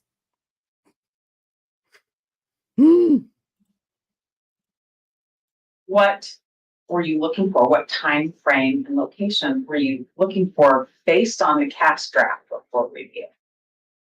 I would expect significant drive testing around any location that coverage maps were being used in the CAS report. I would expect significant documentation on potential routes that this device may have taken. I would expect significant documentation on specific routes that it could have taken, not just you, Payne, guesstimating one single route and coloring on a freaking map that you can't even read. I don't understand how they got a grand jury to pass anything with this. This is wild. documentation on the crime scene. You just told us that you think we have most of it, but there's some significant parts that are missing. Yeah, and I want to qualify that just so it's really clear, because I understand it's starting to get very technical. There's over 500,000 lines of data that was turned over. So I will make it clear, there's a lot of data that has been produced. I would say, in my opinion, looking at what's been produced, probably 2 or 3% is missing. But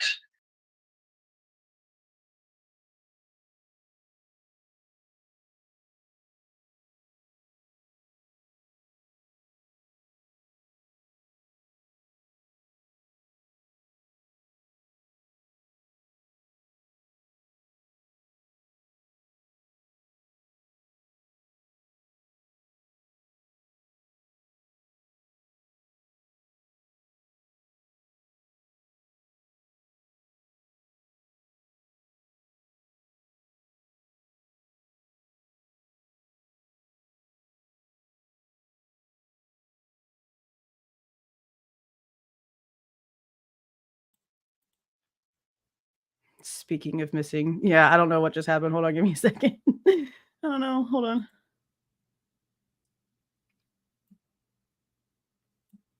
Everything just went stupid. Like, my dad texted me, and like as soon as my phone like vibrated, it went stupid. So hold on.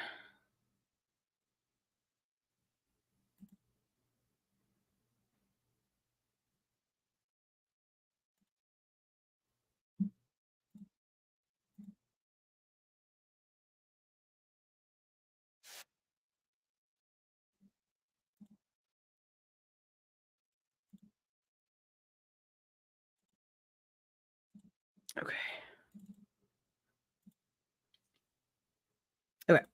it's not the amount of data or the time of the data, it's the locations of the data. Some of the most significant locations in this case we're missing some data. Those significant locations, have they been depicted or captured on the CAS draft report? They have. And tell me what those locations are. What are we missing? I am unable to find any measurements along, I believe it's 270, the Moscow Pullman Road.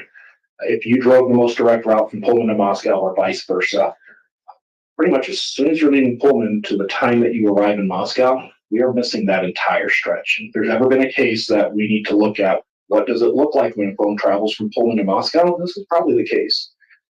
We have the neighborhood.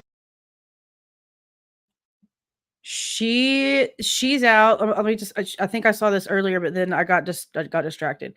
She's out of the hospital and home. So far, so good with her blood pressure. A lot of her swelling and stuff is down. She should be able to go and do like her first skin to skin and holding the baby tomorrow. Her doctor wanted her to chill out all day today, and then they're gonna call, and everything should be fine tomorrow. But yeah, that's what that. So everything's good. She got out yesterday, and so far so good. Everything's great. All right, let me go back a minute. That there's some significant parts that are missing. Yeah, and I want to qualify that just so it's really clear, because I understand it's starting to get very technical. There's over 500,000 lines of data that was turned over. So I'll make it clear, there's a lot of data that has been produced. I would say, in my opinion, looking at what's been produced, probably 2 or 3% is missing, but it's not the amount of data or the time of the data, it's the locations of the data. Some of the most significant locations in this case, we're missing some data. So they not only they cannot prove at all that Bryan was there in any way, shape, or form, but what, they can't really prove anyone else was there either? Not without having to redo all of this and get all this information again and compare and contrast what's missing and what they already have. You know how long that would take?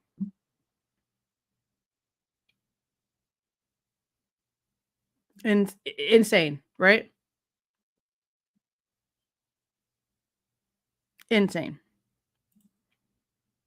Those significant locations, have they been depicted or captured on the CAS draft report? They have. And tell me what those locations are. What are we missing? I am unable to find any measurements along, I believe it's 270, the Moscow Pullman Road. If you drove the most direct route from Pullman to Moscow or vice versa, pretty much as soon as you're leaving Pullman to the time that you arrive in Moscow, we are missing that entire stretch. If there's ever been a case that we need to look at, what does it look like when a phone travels from Pullman to Moscow? This is probably the case. The literal drive that the PCA says that he most likely took from his apartment to King Road is missing. But that doesn't make sense. How are they even able to like keep him in jail at this point, knowing that the information in the probable cause affidavit is complete bullshit?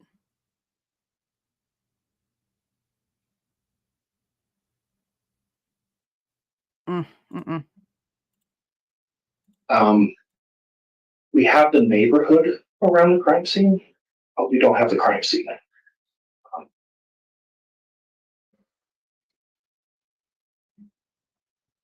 And that accomplishes what? So what the hell is in the probable cause affidavit when it comes to all of these things very, very, very, very connected to the crime scene? I don't understand. Normally, that wouldn't be too terribly significant, because if it's a flat area, there's not a lot of vegetation or mountains. You could probably interpret the same. The location of this crime scene is very unique because it sits on a mountain. Part of it is shielded by a mountain. There's a lot of other big, thick, dense apartment buildings there. Your phone is going to behave differently inside of that residence than it might on the road behind the residence or in front of the residence. Yep. I can't find any drive test data that actually encapsulates any part of the property.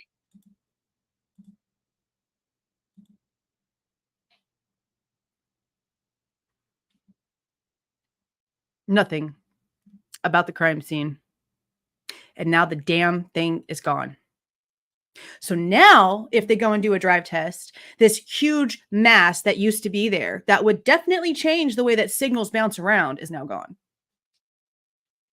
So they can't even, just like they cannot redo this IgG bullshit because they lied about how they did it in the first place. I don't give a shit what they try to say. They didn't have enough to do all the things they claim that they did. No.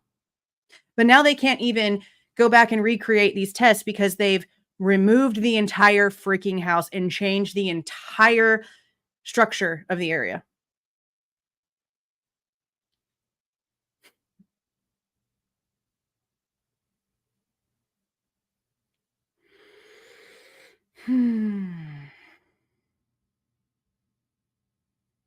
I am just like, bleh.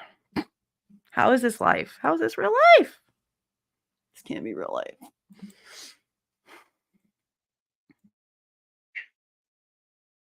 You talked about the device that helps do the driving testing or that captures the data while you're doing the driving testing. What's that called again? It's a drive test scanner. The most common one used in law enforcement is created by Road and Schwartz, that same company I referred to earlier. I'm familiar with the hardware that the FBI uses, and it is a Road and Schwartz scanner. Is it called Gladiator? Gladiator is the company that sells the product to the FBI. Gladiator actually buys this product from Road and Schwartz, and it does what they call white labeling. So they buy the hardware from Road Schwartz, and they kind of slap their sticker on it, and they put their software in it, and then they sell it to the FBI. So some Temu bullshit is what we just heard. Why couldn't the feds just buy it directly from the company that freaking creates it? I mean, I know that he just said that like they install some crap to it, but why is this like a multiple company situation? Obviously, these people don't know how to communicate. So how can we trust this whole situation here when there's multiple hands doing things to it before it even gets to them? That's insane. I know, but they basically buy a shell from another company and then input their system into it and then send it over. So the company that they get the actual machine from, are they going to be responsible for anything that the actual program that's installed into their machine does wrong? Yeah, middlemen. Just like the feds were middlemen for this information, literally had to be the middlemen by law for all of this crap up until May of 2023.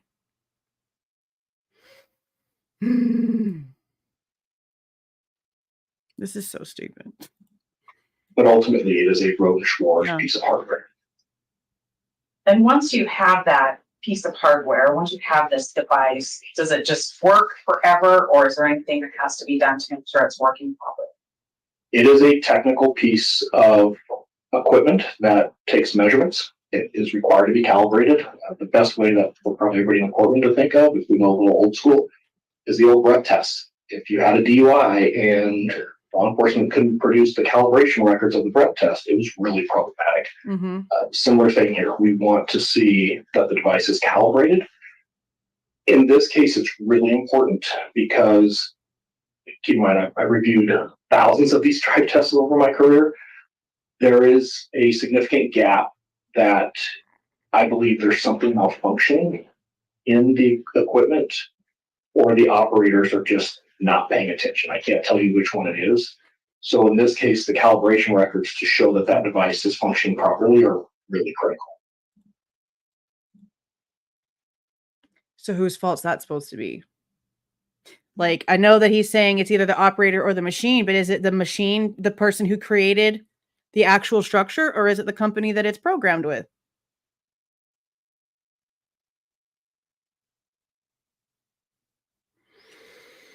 Do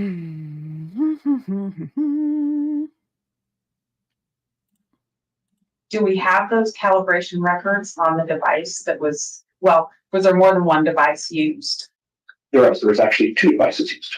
And was this drive test done on just one day? Is this a one-time shot?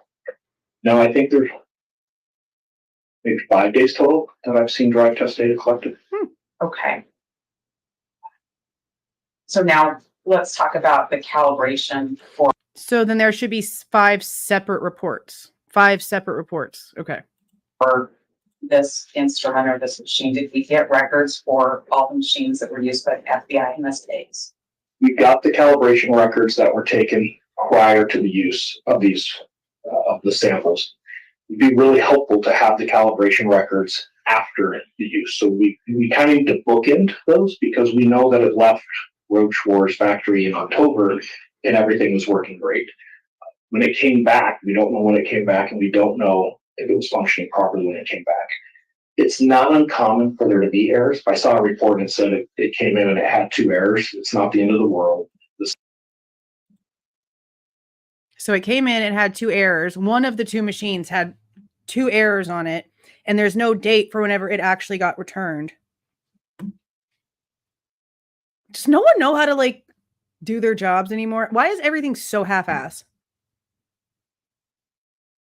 Like that should be like sign in, sign out stuff. It's just like evidence locker stuff. It's just like anywhere whenever it comes to this kind of stuff, there's supposed to be a signature and a time for initial and a signature and a time for the end.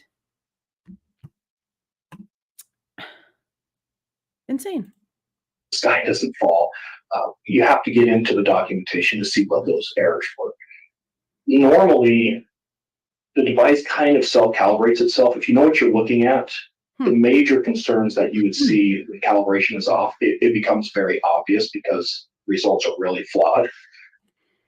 Okay, but if you're somebody like Payne, I guess that's another question. Who operated this stuff? Because if it was Payne, who's an idiot and doesn't know anything about anything, how is he going to know if the results that are coming in are due to an error because they're just so outlandish and not making any sense? I don't think he would know that.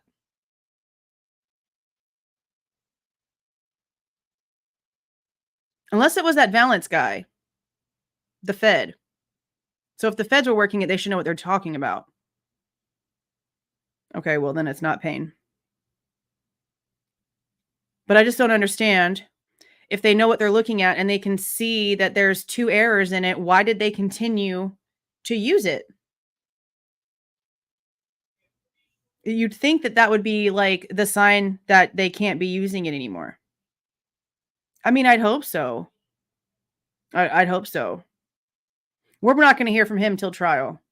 I mean, obviously he has no problem testifying and he's not going to like fight it because he was just testifying over in the Daybell case.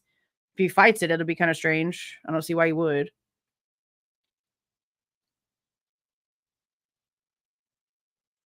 Yeah, I mean, that's what I'm saying. But a lot of people are saying that the Fed that apparently did this stuff knows what he's doing.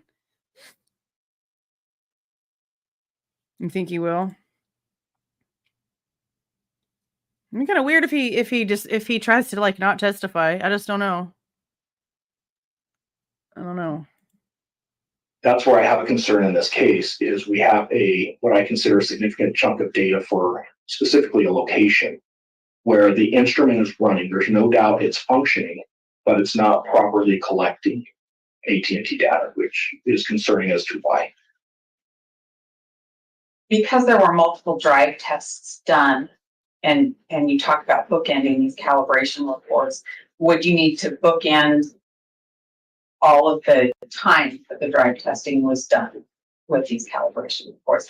And what I'm saying is if there's something done in November and then drive testing done in December and then more drive testing done in January and then maybe some in March, do you need the bookend calibration reports around each of those drive tests? You would.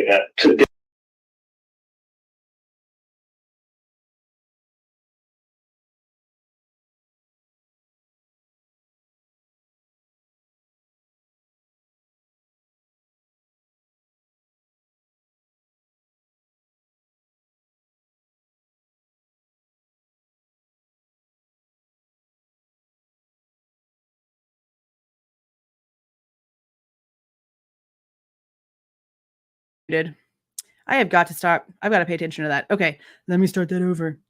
Just like this is very important, where every drive test has a start and a finish and everything is signed off on and documented and timestamped and all the things, okay? Most of you guys know that I work in the medical field. When I'm looking at a claim and I'm looking through all the CPT codes, I'm looking at the modifiers, and I can't for the life of me figure out why this emergency room claim is not being paid. I don't understand why the insurance doesn't want to pay this. Now I've got to call and find out what the hell's happening. So say I make a phone call and they tell me, oh, well, that's because we don't have information for the IVs. You don't have a start and stop time for whenever this IV was administered to the patient. And until we have that, we're not paying a dime. So if they have to calculate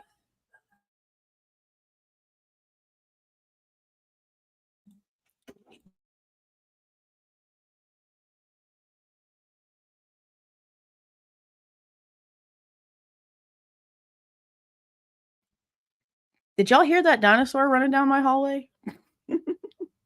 Anyway, if we don't have the start and stop times for something as simple as an IV, then we have to stop. We have to look at the medical records. We have to go back and we have to figure all of that out. Okay, that's just for a claim getting paid. Why shouldn't they have to do that kind of stuff for a man's life being at stake when it comes to 4 victims whose murders need to be like justified? Not like justified, because nothing will ever justify. You know what I mean? Like the person needs to get caught. The information needs to be there. It needs to be legit. Why are you skipping around and not doing these very, very, very simple things? Everyone runs around with a what you call it, a phone. You can easily timestamp stuff. There's literally no reason. And these programs, okay, these are very intricately programmed programs. Okay, they have in its own files start stop times. When the program started, when the program stopped. Why isn't it in there? Why isn't it automatically in the documentation? Yes. Very specific, very detailed. You can't have anything off even by a little hair. Just like this kind of stuff. I know. What kind of boo-boo bullshit is that? I fought Cigna so much today, it wasn't even funny. Yeah, this is ridiculous. Because he just said that they didn't. He just said that they didn't. That's why I know they didn't, because he just said that they did not. Date, I haven't seen any drive test data, I believe, beyond January 5th. And I'm not sure the time zone, so maybe it could creep into January 6th. But if there's any drive test data after the first week of January, I'm unaware. Okay. So in our case, which months are we missing? For the calibration, Yes. whatever the next calibration, the FBI would choose when to send these devices in. So whenever that next calibration report was generated for these 2 devices. On the calibration certificates we have, I think you told us that after the maintenance, it went back into service and passed. You must have missed it where he said he did see it. Because, yeah, he did. He said it. He's not just out here talking in generic code. He's out here being very specific because, yes, he has seen it. He doesn't talk or work on a case without seeing the evidence. He doesn't put his name on anything. He says it himself. He will not touch a case and put his name as a representative of that case without looking at the evidence. I don't know why you must have missed that, though. But he definitely has seen it. It's on the court record. He's already said he's seen it. Inspection was functioning properly. Well, when it came in, it didn't have multiple errors, but when it went out, it was functioning properly. Is that why you need to see the next one on the other side of the drive testing? That is correct. Okay. Mm-hmm. Now, when we're thinking about the data that the drive test data that we have that's missing some significant portions, could it be because the machine wasn't working right all the time they tried to do drive testing? Yes. Okay. Is it also possible that the FBI agents using this machine weren't properly trained to do the drive test data or to do the drive testing and collect data? I know of the 2 FBI agents from prior lives. I believe they're properly trained. And see, that was my question. That was my biggest thing, because I know that everyone for Daybell was telling me that Valance knows what he's talking about. I'm pretty sure it's Valance with a V, right? V as in Victor. I'm pretty positive. But if he knows so much that he's talking about, then why is he out there using a machine that's obviously like giving errors, or should be giving like things that aren't making sense because it got turned in with 2 errors on it? Unless Valance has somebody else doing his work for him. Valance with a B? Okay. Yeah, they used a broken machine. And if you know what you're he just said himself that it would be noticeable. Is it? Yeah, Balance. Okay. It would be noticeable if it had a problem to a trained person. So if this Fed is so good at his job, why did he use a broken machine? That doesn't make sense. So we're looking at either the machine itself isn't functioning properly, or could that data have been pulled out of what we got? If we're talking about possible scenarios that would cause the shortcoming of data, Maybe it was never captured in the first place. I can't speak to that. The machine erroring, at least during one portion of this drive test, I've seen similar errors before. I'm pretty sure they had a small period of time where it had been a very busy day and it kind of gave up for a little while, like any computer will, and needed to be reset. Could things be extracted and us not know? It's always possible. I can't rule that out.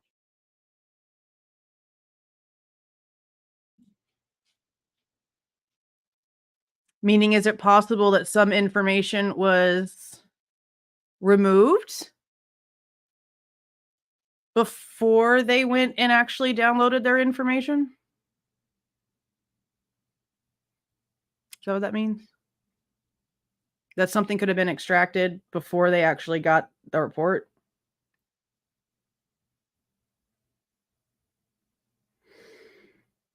I guess if you know what you're doing, you probably could go in there on the machine itself and do that, right?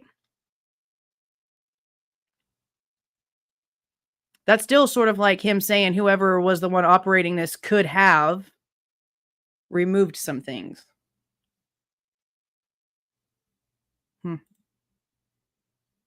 Is the missing data important to you to fulfill your duties in Mr. Kohberger's case? I don't recall when I got involved in this case on the day where I could actually start looking at evidence. I've had a concern since the very first day I saw the cast draft report that there are significant errors in the drive testing. It was before I even saw the drive testing. I can look at the coverage areas and I can tell you they're wrong. So, yes, it's not a concern that they're wrong. People make mistakes. We can fix things. It's a concern that I still don't have the source data that any expert, not just myself, but anybody could sit down and look at and say, okay, I see what's happening here. Here's how we fix this. Unfortunately, that mistake has a ripple effect.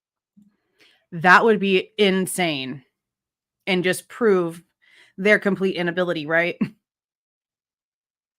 Wow. And I'm seeing multiple errors that are happening as a result. So that's why this data is important, is we've reached a point that we need to determine, is this just human error? Is this accidental? Is it intentional? Is there other things at play here that's changing this narrative to where there's clearly some manipulation of the original data?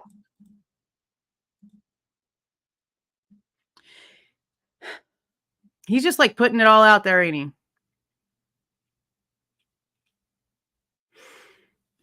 He literally is just putting it out there. Could be manipulated, could be purposely deleted, could be they're too stupid to know what they're doing. That's insane. Could it be all the above? Probably. How it sounds.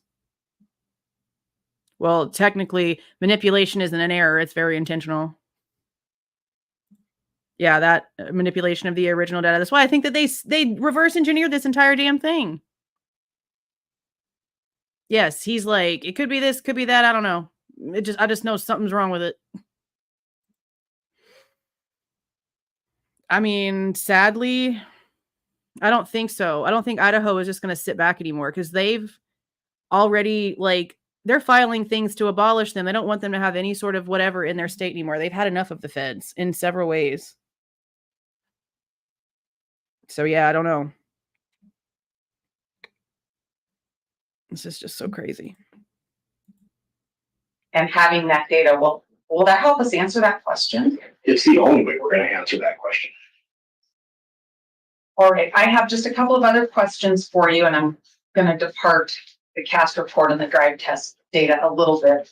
Except, as an investigator or as a person doing an analysis of this case, does the drive test data tell you where a phone traveled to indicate other investigation that you should do? Technically, the call detail records tell us that. The drive test data help us become more accurate with that. AT&T is one of the best companies in this particular situation to show device movement because we get a constant connection. So when, and I will emphasize, when all of the data is mapped, and I'm talking about the CDRs, we can get a really good idea. Hey, a phone traveled north for 10 miles and then it traveled east. The drive Then tell them to go find Sebastian Rogers, okay? That don't mean nothing to me. test data would actually allow us to replicate and recreate these tower. Hey, girl. I actually had a conversation with Steve Fisher today. Hey, you should send me an email. Send me an email. Handoffs that we're seeing to come up with that first theory to now we can say, in order to do this and hit these towers in the sequence that it did, And thank you. That's very sweet. it has to be driving on this highway. And then when it went east, it most likely turned onto this highway. So the drive test data helps us get very specific with what the CDRs mean. As an investigator in performing an analysis work done in this case, when you have the CDRs, the call detail records that tell you where a phone's been, is that? No, but this exact same testing would tell who else's cell phones was in the area at the time that he disappeared. That's what this is all about. Seeing who else was in the area, driving around and doing all of the things at the times these things happened. That's something that I believe his name is Jason Landry. He's a kid from Texas that's very much like the Caleb Harris case. They're trying to get this kind of geolocation stuff in that area that his car crashed so they can see who else's cell phones were in the area at the time.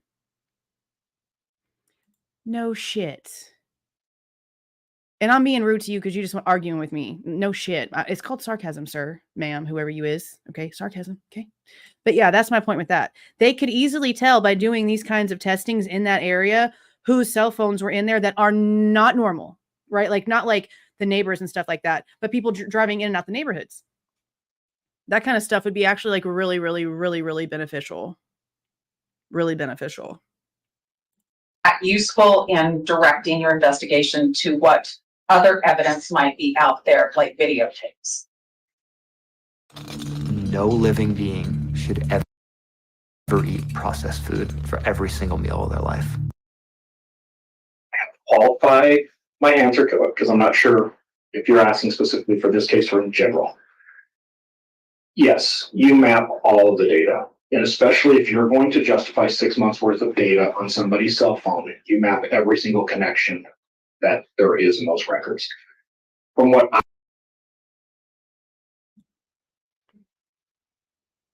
She doesn't. But she covers a lot of Kylie's stuff, and I had a conversation about Kylie today, and I want to talk to her about it. That's what that was about. I have reviewed, the FBI mapped 6% of the data that came in. Mallory's testimony and what I've seen through here, he was up to about 18%. So by either standard, more than 80% on both accounts were never mapped or accounted for. 80%. Not mapped, not accounted for. 80% is a big number. How did they get a grand jury to pass this? Yeah, because he says the entire time there's important, the very specific location for the crime scene and all those things are missing. And then for him to say 80%. 80%. That is insane to me. And I'm not talking overall from every single day for 6 months. I'm talking about the time frames that are chosen. So for example, this time period that's represented here is where I'm getting the 18%. And that's the 48 hours. This is specifically from 2 a.m. to 6 a.m. on the morning of the 13th, arguably the most critical time period of this entire investigation. They mapped a handful of connections. When I say handful, they mapped 18%. When you add the other 82%, it tells a much more detailed story. When we put the drive test data on top of that, you can get even more refined. But to answer your question on any case, that's this case, on any case, and we teach best practices. We've established best practices going back to 2008 in law enforcement. What do you do with this type of data? It is a terrible practice to justify probable cause for this very detailed call detail records that give breadcrumb-like trails for individuals and then not map it. We justify an entire probable cause statement saying we have to have this, not mapping it and then making decisions. Literally nobody said that. So go roll your eyes somewhere. Nobody said that. It takes one mistake to cause a domino effect of stupidity. Point to me one thing that means anything about Bryan Kohberger being there. And don't tell me crap about the DNA on a knife sheath, because we'll just go over the cereal box story all over again. Okay? And work products with leaving that out is extremely problematic. Last week, we received some additional records that Detective Mowry found when he was preparing for his testimony on this mission to compel. Have you had a chance to review those records? I have. A couple of them are very. Do you see how uncomfortable he looks answering that question? I have. Oh God, it's gonna be so uncomfortable to answer. He is not having none of this. He's like regretting the fact that his eyes had to like see what he's about to have to talk about. This is a painful conversation for him because he obviously does not comprehend the amount of stupidity here. Like, you can tell by the way that he is like half laughing before he answers that his brain can just not fathom the kind of stupidity that he has seen. That's his body language in this is very, very, very, very telling. Hey, thank you for joining. Technical, so I'm not going to say that I've mastered them yet, but I have a good idea of what was provided and what it means.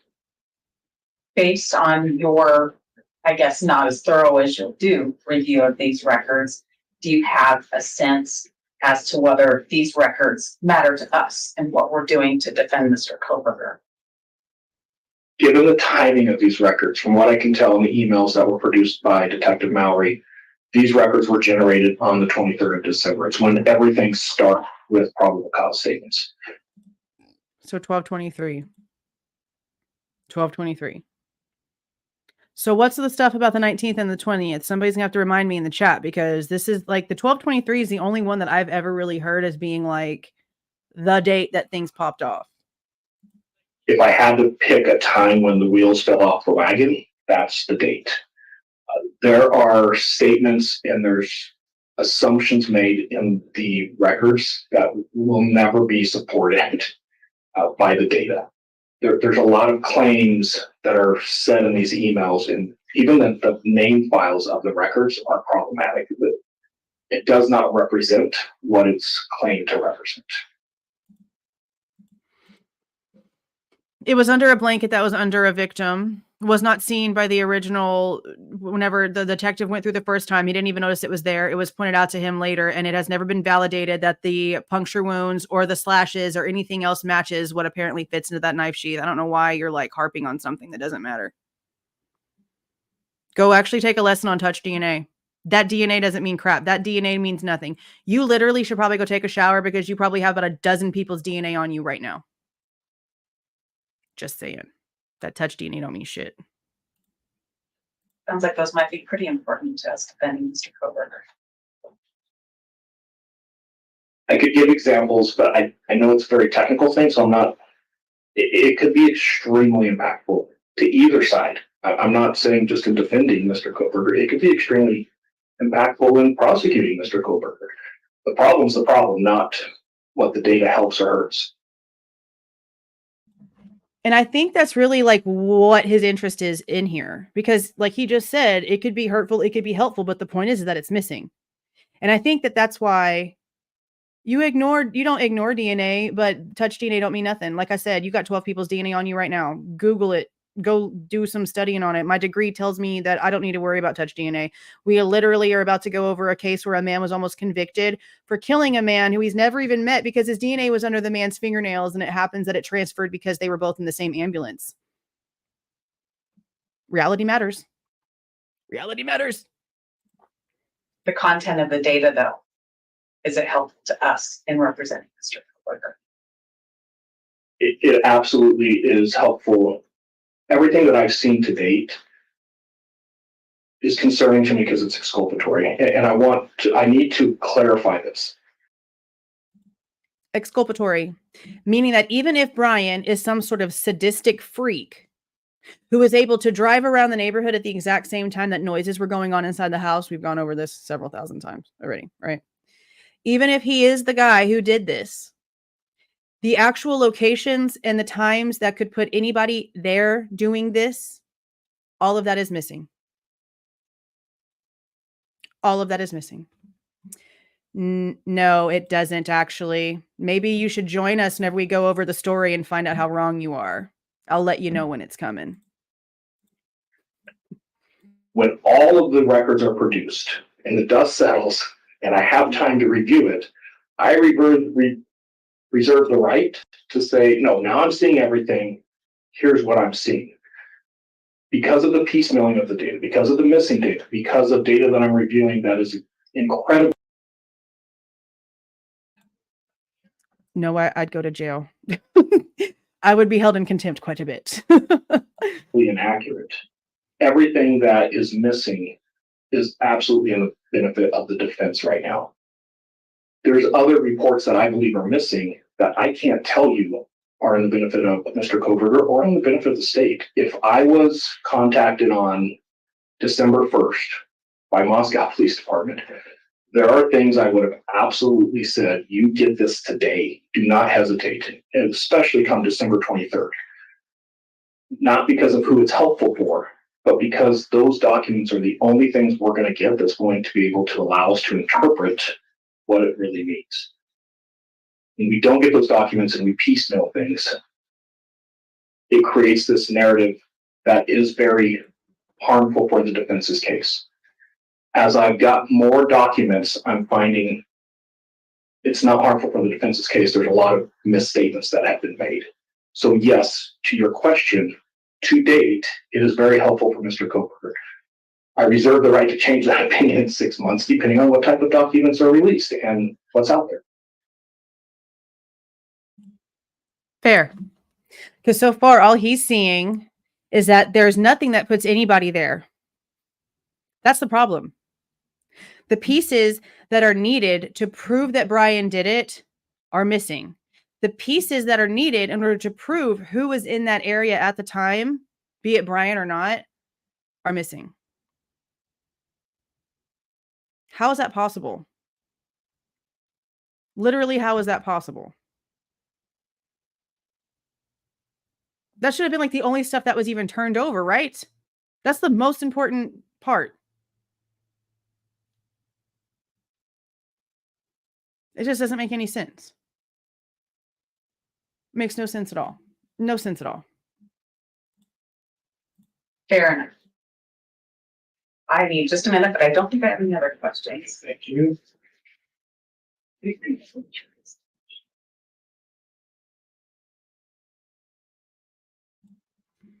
You should really start wearing gloves whenever you pump gas.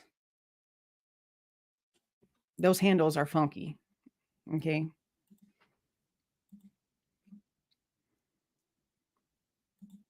Mr. Ray, thank you. I don't have any other questions right now, but hold on. The prosecutor might. All right. Ms. Taylor, Bethany. No, I don't have any questions at this time. No, Your Honor. We're too scared to ask him anything right now because he's embarrassed us enough and we need to just leave so we can heal our ass whipping. They're clowns. They're clowns. I don't understand any of this. I just don't. Like I said, how many cases are they doing this kind of shit? And there's no one's looking at it. No one's looking at it at all.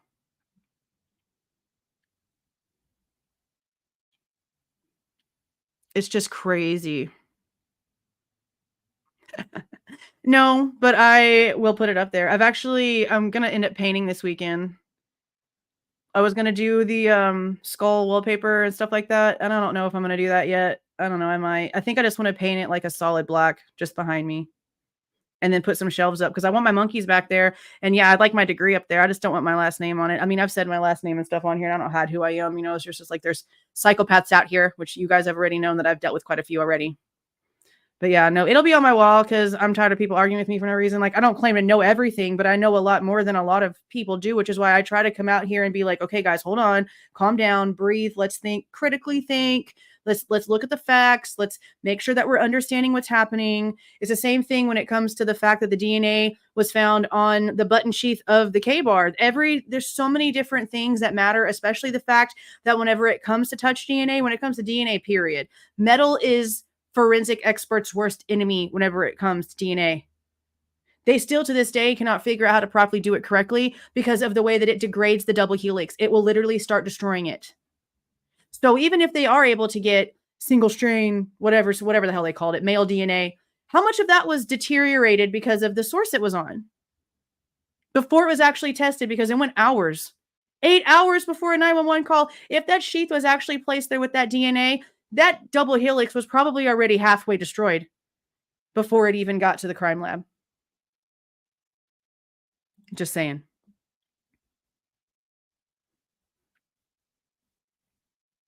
And I will gladly be proven wrong. But you can't just come at me with a bunch of stuff like this dude does. You got to show me some proof or I'm not listening. Which is why this case makes no sense. And I understand we don't know everything. We're not told everything. But just like with Lisk, with so many other cases, it's black and white. There's no questions. The cops are not hiding anything. They're coming out and they're telling you exactly what they're looking for and exactly what they've got. They're not playing these stupid guessing games, and there's not critical pieces of evidence missing 18 months later. Come on now. Yeah, they're busted. They're busted. They didn't think that we were going to look at this. They didn't think this was going to get people's attention. I mean, look at Delphi. Delphi is wild as hell. Brass especially. Man. Brass especially. You've done your work. Miss Susie over there. You've done your homework.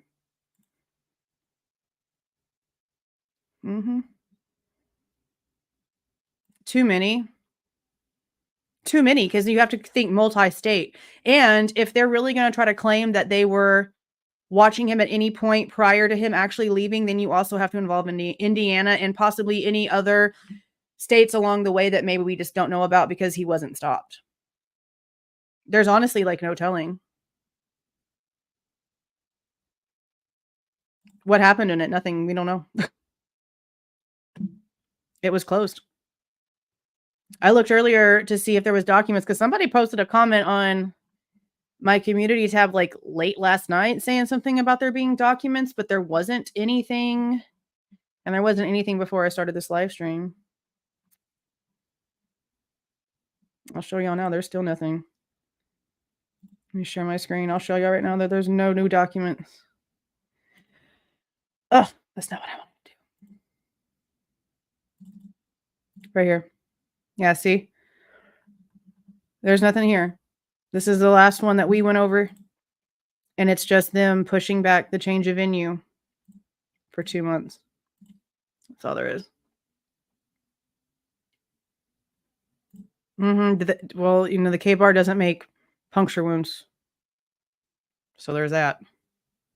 But you do you, boo-boo. I'm not going to keep arguing with somebody who can't show me like proof of all the crazy they talking. We go based off like facts and actual critical thinking here, not just a bunch of crazy. Doesn't work here. Hey, broski.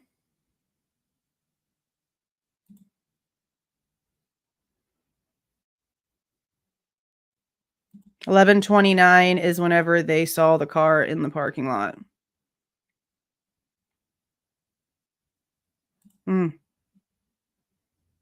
Yeah. I don't understand the back and forths with them. Goncalves is this way. Chapin's this way. It's just wild to me. Like, where's the Goncalves' statements on all of this missing evidence? Don't they give a shit? Or is there a media person watching right now? Don't y'all give a damn about all this missing information? I don't understand how y'all are just sitting there more worried about the university than you are the fact that the people that might have actually done this are still running around like they're innocent.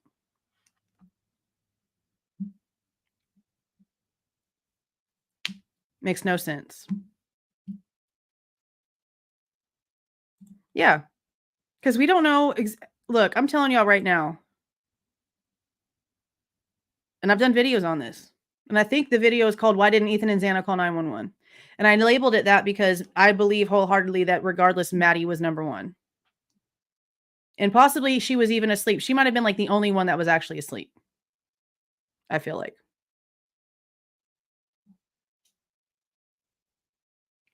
But if everything was going on upstairs, and even if you give it like an 8 to 9 minute time frame, that means cut it in half. Just think C-wise, all right?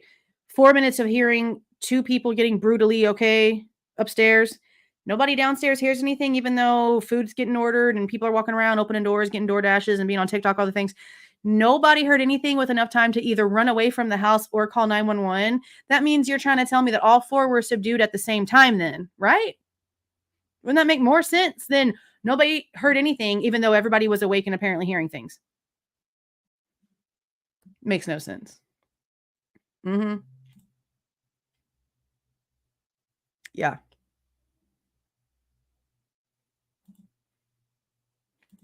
Yeah, they said it was like around 100. Yeah, by one person.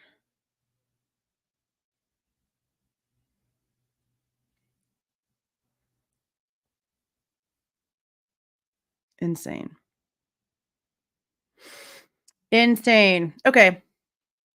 There's no new documents.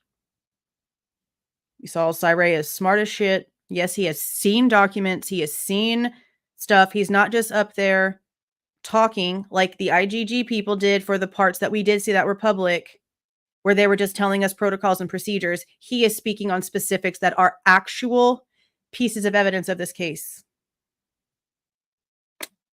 Ariel painted them. I told her the other day, I was like, I kept looking at my nails in the camera and they're just like little bitty specks. I need you to come paint my nails. So she painted them the other night. Yeah, everything. Everything.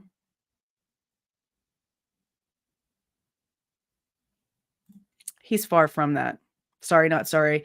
The way that he treated Samantha proves to me he's no alpha. So he can take that phrase back to where it came from. He literally said it in here that he did. He literally said it. What he said he didn't see was the dates that things were turned in, because he was talking about the stuff that was missing. Him saying he didn't see it while he's talking about things that he did see. It's all the stuff in the middle that he's saying, in these reports that I looked at, these certain things are missing. That's what he meant by not seeing. The feds don't have anything to do with anything. They're not in control of this case. Everything that has been submitted and that he has seen. I don't know why you want to argue with me whenever it came out of his own face like 3 times. Because you don't own me, bro. Go back and listen to it yourself. You can even go back on a whole nother channel. I don't give a shit if you watch it on mine or not. Go back yourself. Give me a timestamp if you think I'm so wrong. Bye-bye. Yeah, he said things were missing, and he was very, very, very specific on the things that were missing. No, they're not in control. They're just too ignorant to actually know what they're doing. But you're probably a Fed, which is why you're like on that side. So tell my agent I said, hey, what's up?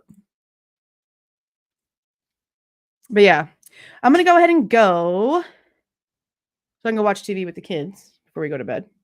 I'm going to go ahead and get the Jennings and Taylor arguments together. Like I mentioned, post it tomorrow, edited the way this is, and then we'll go over it sometime on Saturday.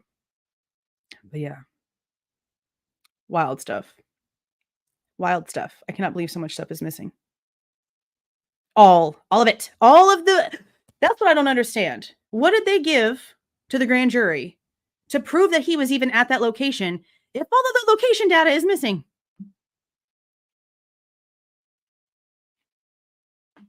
Make it make sense. That's it, you guys. I want you to have a beautiful night. Go to sleep. Sweet dreams. Thank you to the new members. Thank you for the little super stickers and all the stuff. Thanks for all of the asking about my sister and the baby. You guys are great. We'll talk about the rest of this later on this weekend. Have a safe tomorrow. Fridays are always crazy. This is it, you guys. See y'all.